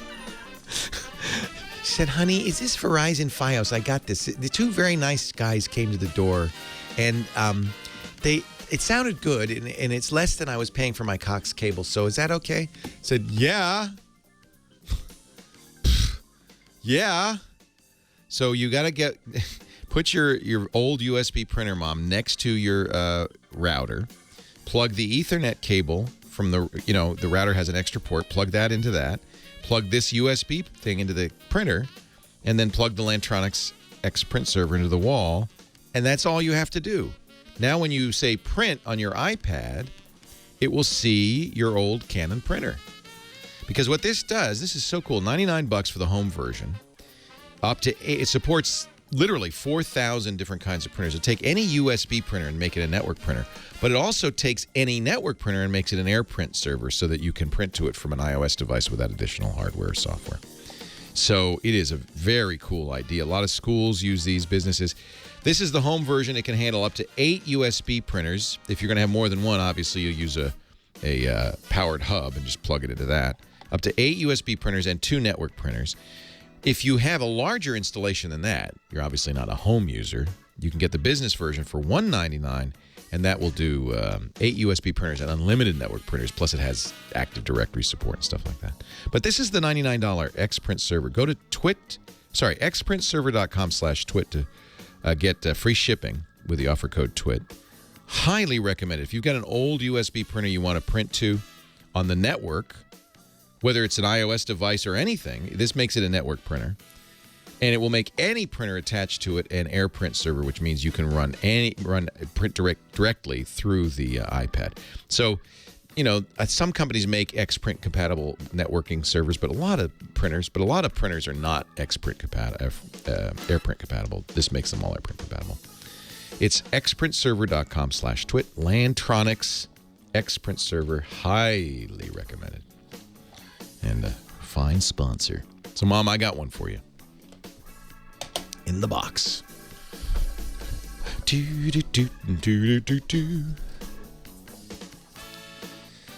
Yeah, I don't know if she paid an early... I don't know what contract she signed.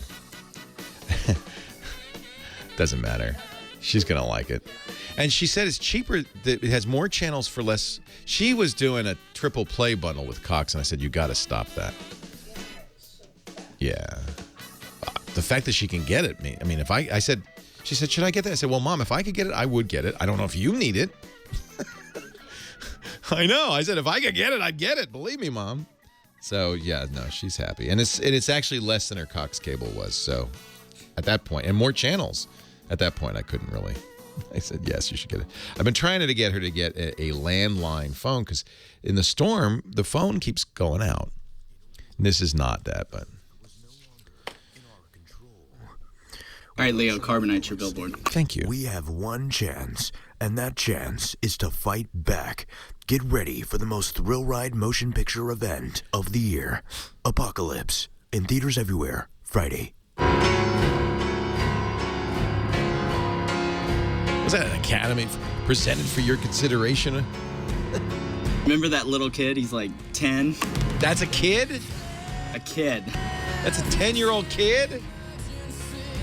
Presented for your consideration. In a world where children talk like old men. Can one old man sound like a kid? Apocalypse. Leo Laporte, the tech guy. Wow. That's a 10-year-old? Play that again. That's wild. That's a 10-year-old? My movie trailer guy impression. He's 10? In a world where the Earth was no longer in our control, with our survival at stake, we have one He should chance, stop doing that. His voice might stick like that. Fight back. Get ready for the most thrill Get ride ready. motion picture event of the Yeah, year. I could do it, but I'm 56. In theaters everywhere. Friday. That's a lot of bottles of whiskey and packs of Camels later.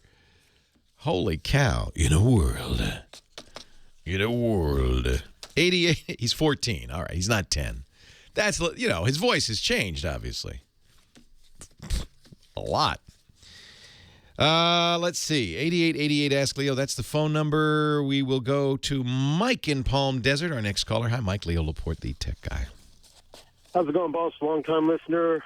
Love the show. Thank you. Hear it, but, Glad you listen. Some headaches. Well, I never hear from anybody until life has gone wrong for them. Of course. In a world where computers never work. What can I do for you? Got an older Sony Vaio. Changed out the hard drive. Everything's working pretty smooth. We upped the power, if you will, for lack of proper terminology. Anyway, it kept giving me RAID errors. So a guy said, well, why don't you just take the original software that came with it, the disk, insert it, and reformat it? Yeah, that worked real well. Were you using an RAID array in your Vaio? Negative. So the RAID errors were mistakes. They weren't. There is no RAID. Got you. So at this point, I don't know what's going on. RAID errors on a single disk doesn't make any sense at all. Many computers. This is a desktop Vaio, yes? Correct. Many computers, desktop computers, have in the BIOS, in the basic operating system, have the ability to take multiple disks and make them one drive. But you don't have multiple hard drives in your computer, or do you? Actually, I do. Two hard drives. And does it appear as two drives, C and D, or does it appear as a single drive? It appears as two. Okay. I would go into your BIOS. You know what that is? That's that thing that says press F2 to enter setup. Gotcha. Go into that. It may say press escape, delete F2, F10. It's different on every computer. I don't know what the Sony button is. But go into that and make sure that the disk interface is not set to RAID. If it is by accident, you'll get these errors, and they won't go away by formatting the drive. You'll have to go into BIOS and say, no, it's not RAID. It's something else. The chat room's saying AHCI, Advanced Host Controller Interface. So if you have a choice, and I've not used the Vaio BIOS, so I'm not sure what these items will look like or where they'll be in the menu, but it's all menu driven, so you can just browse around.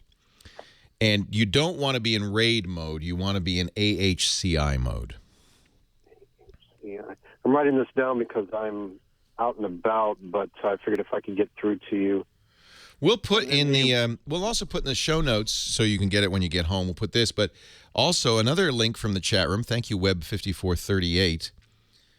The How To Geek. Apparently, Sony Vaios are configured by default for a RAID array, even though you're not actually doing that.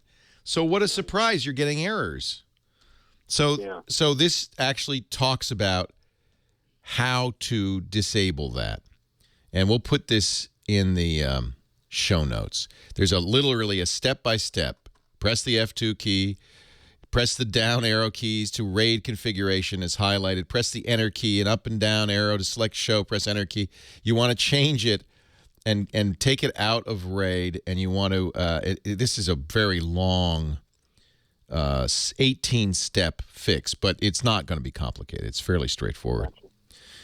And you never use those disks as RAID disks. If you had, then you would have to reformat and reinstall. But since you weren't using them that way, everything should be normal and you'll not get that error message again. Sounds good, boss. I appreciate it. Thank you, Mike. Appreciate it. RAID, and we talked about this a couple of weeks ago, RAID is a very interesting idea. It's a way of, originally it was a way of making a giant drive out of multiple smaller drives. But now it's used more often as a way of making a system. Well, I guess you get a big drive, but also it's more reliable because there's redundancy on the drives when you use a RAID array. So if one drive dies, you don't lose any data. And generally, I don't recommend using the BIOS RAID, the RAID built into the computer.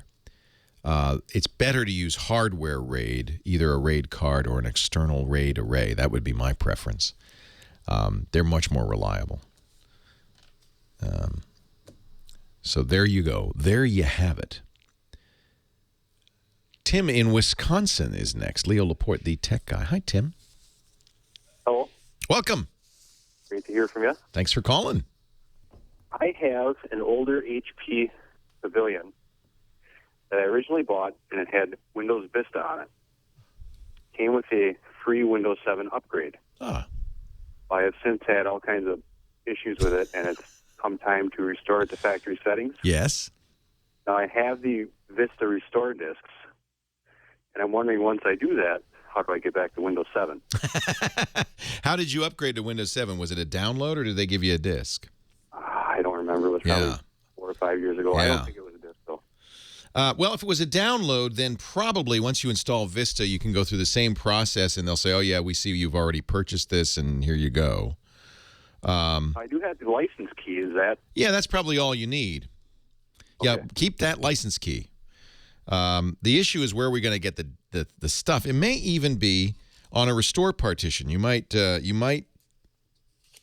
when you reboot the machine, HP usually does this. There might be a button to restore, and they may have updated that to Windows 7. That's what I would do. Doesn't mean it's what they did, but what I would have done if I were HP is I would make sure that restore is on the restore partition.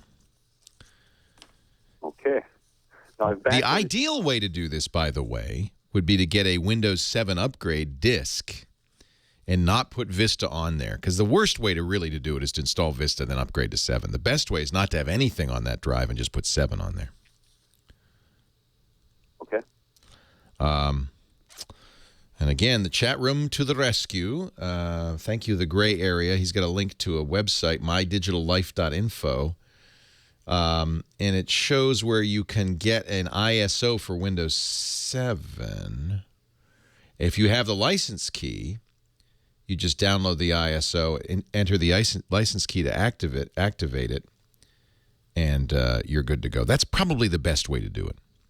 That's perfect. Get that Windows. Don't put Vista on there because you don't need it. You want to go straight to 7. Okay. Thanks, Tim. Yeah, once you have the key, everything else should fall into place. Hank in Pennsylvania, Leo Laporte, the tech guy. Hi, Hank. Hey, good afternoon. How are you? Great. Welcome to the show. Thank you very much. I enjoy your program very much. Regarding the first, something I heard that I would like to comment on right quick for advice to a previous caller. Certainly. Thank you. I'm listening to you today on some antique radios. Oh, wow. I would recommend perhaps another resource for the old scripts for the radio shows. Yeah.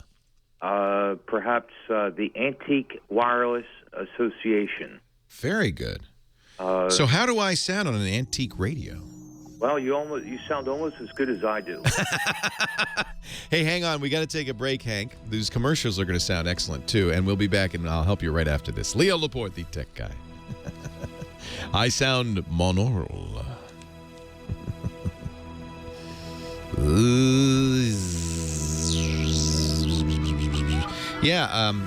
James, if you would put the link to the Dell I can't decide whether IT forums and to the Digital River stuff, that would be great.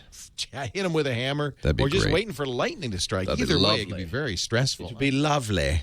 And here he comes, the gizwiz, the wizard of the giz, of the giz of the whiz. The Gizzy Wizzy. A wonderful whiz he is.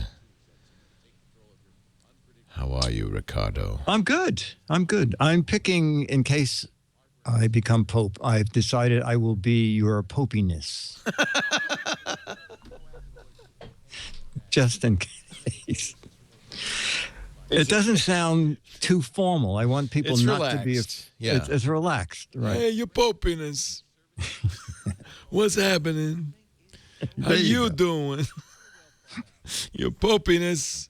I have come to you with a question. I would like to marry my daughter's third cousin, but Sure. I'm afraid. Okay, but don't do it a lot. Thank you, your popiness. You're welcome. You're great. You're great. You're so much better than the old popiness. We called him Popey Head. Yeah, that's it. Yeah. Yeah, you're so much better. Mm-hmm. Oh, golly, gosh. All right. Do you want to do a gadget? Yeah, I'm going to do one. All right. Well, I'm going to finish up with Hank. Yep, finish with that guy. And then I'll do an ad, and then I'll do the gadget. Perfect. Dr. Mom, who's a very good Jew, says I'm about to be hit with a lightning bolt. Dr. Mom. So she also tells me that Haman Tashiner for Purim saved the macaroons for Hanukkah. Oh. Fatal mistake. Oh. That's where I'm going to hell. You ate the chocolate macaroons on Purim. Yes, Lord. Well, sorry, son. That's a violation of Article B, Section 12.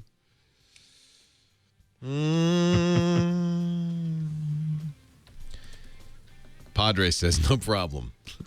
The problem is, Padre, I'm getting there before you do. Yeah, get something in writing from him. If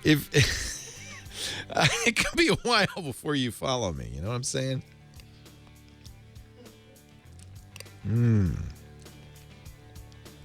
Padre's got all sorts of dirt on me. Well, like who doesn't? He says he made reservations. They're under the tech guy. Oh, okay, there you go. St. Peter, I got tech guy party of one. Yeah, VIP list. I'm on the list. St. Peter, I'm on the list. What was it? I was just watching a show. I'm on the list. The guy kept saying, I'm on the list. It was pretty, was it Californication? I can't remember. Do you watch any TV, Dick? I watch mostly old movies stuff on Turner Classics. And old sitcoms, Frasier and a lot of the Britcoms. And No new stuff. You wait till it's well Seinfeld. seasoned before you watch it. Yes, exactly. Yes, you want aged Until Mad comics. says, do this. Then I start Then watching. you have to watch it. Have you written any parodies of current anything current? I'm working on Storage Wars. Because Oh, God, that does that's very well. That's yeah. begging for Yes, exactly. mad treatment. All right, here we go. Again, you're going to be after I finish up with Yeah, this. yeah, that's What's fine. the ad for today? This hour. I think it's to make money. Oh, I'm sorry. What is it? Kyle? I have Nod 32. That would be fabulous. The path of a lightning bolt. Yeehaw! Siren of an ambulance comes howling. Leo Laporte, the tech guy. The gizwiz is coming up, our gadget guy with his gadget of the week. But Hank is on the line from Pennsylvania, listening on an old-time radio. Yes, I've got actually two of them tuned in now. A Helicopter's S38C tabletop and a Stuart Warner 9001D. Well, it's good to talk to you once again through the Stuart Warner radio system. Well, my problem is with Facebook. Okay. I do photography. Okay. And therefore, I have Facebook developed a Facebook account. Yep. With my name. Yep.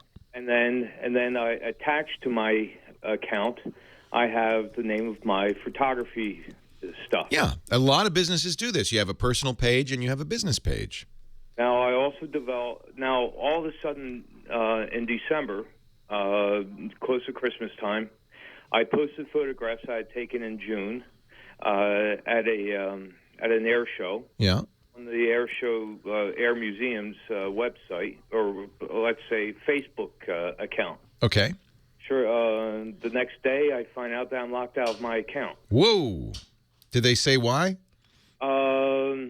No. Somebody reported me of abuse. Now, the photos I take, there's nothing I wouldn't even show to my mother or my teenage niece. They're not inappropriate photos. That's right. Airplanes and reenactors. Maybe they felt, was there a copyright violation? See, this is the problem with Facebook, and I got to emphasize, for everybody listening, yes, you're a business, you ought to have a Facebook account. Should it be the only place you have online? Absolutely not, because you live there at the pleasure of the gods of Facebook, and they can arbitrarily, and I've heard it happen many times before, just delete you. So, it's unfortunate. It probably was, you probably should pursue whatever appeal process they've offered you. It may take a while. Remember, there's 1 billion users and only how many thousands of employees. I would appeal it, but until then, you're at their mercy. And it's kind of sad because they don't, it's a private site. So I hope you have all your photos, copies of all your photos. I would create your own web page and duplicate whatever you do on Facebook. Continue to use Facebook. This is not unusual.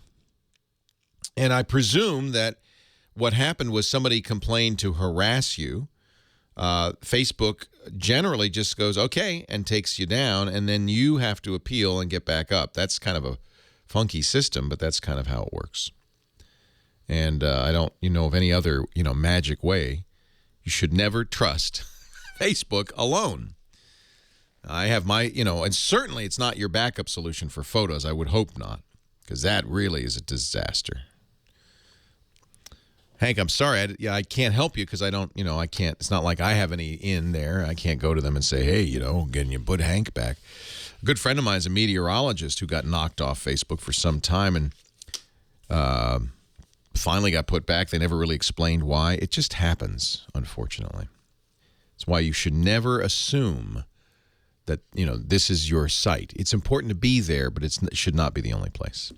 Leo Laporte, the tech guy. Anybody who loves gadgets.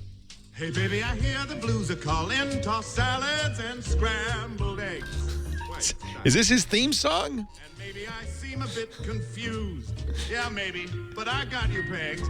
I don't know why this music is playing. Oh, because I said I watch old Frasier reruns. Oh, it's the Frasier theme song. Yeah. Dick DeBartolo, Mr. Scrambled Eggs, and is here. He is the gizwiz, Mad Magazine's maddest writer, and a regular on this show. Every week he brings us another junky gadget. Oh, no, this is good. You're going to like this. Hey, by the way, yes.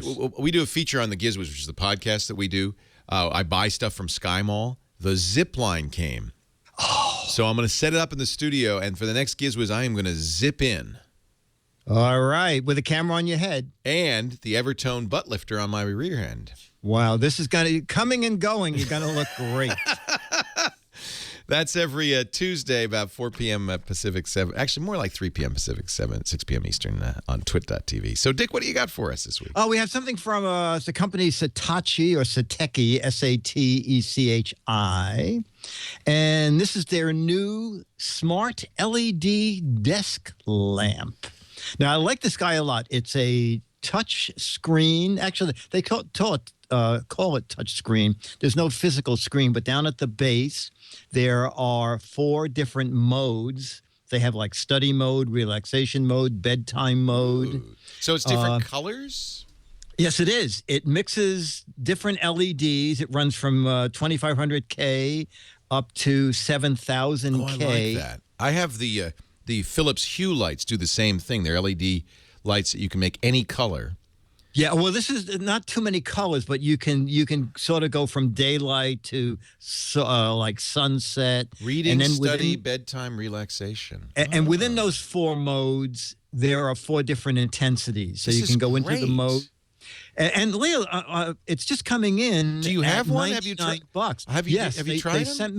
They sent me one 2 days ago. Would it be a good bedside lamp, or it says desk lamp? But you know what? I've been using it next to my comfy chair in my living room. You have a comfy chair? I do. I'm so jealous. I sometimes spend the entire night sleeping in my comfy chair. Oh, it's that comfy. Wow.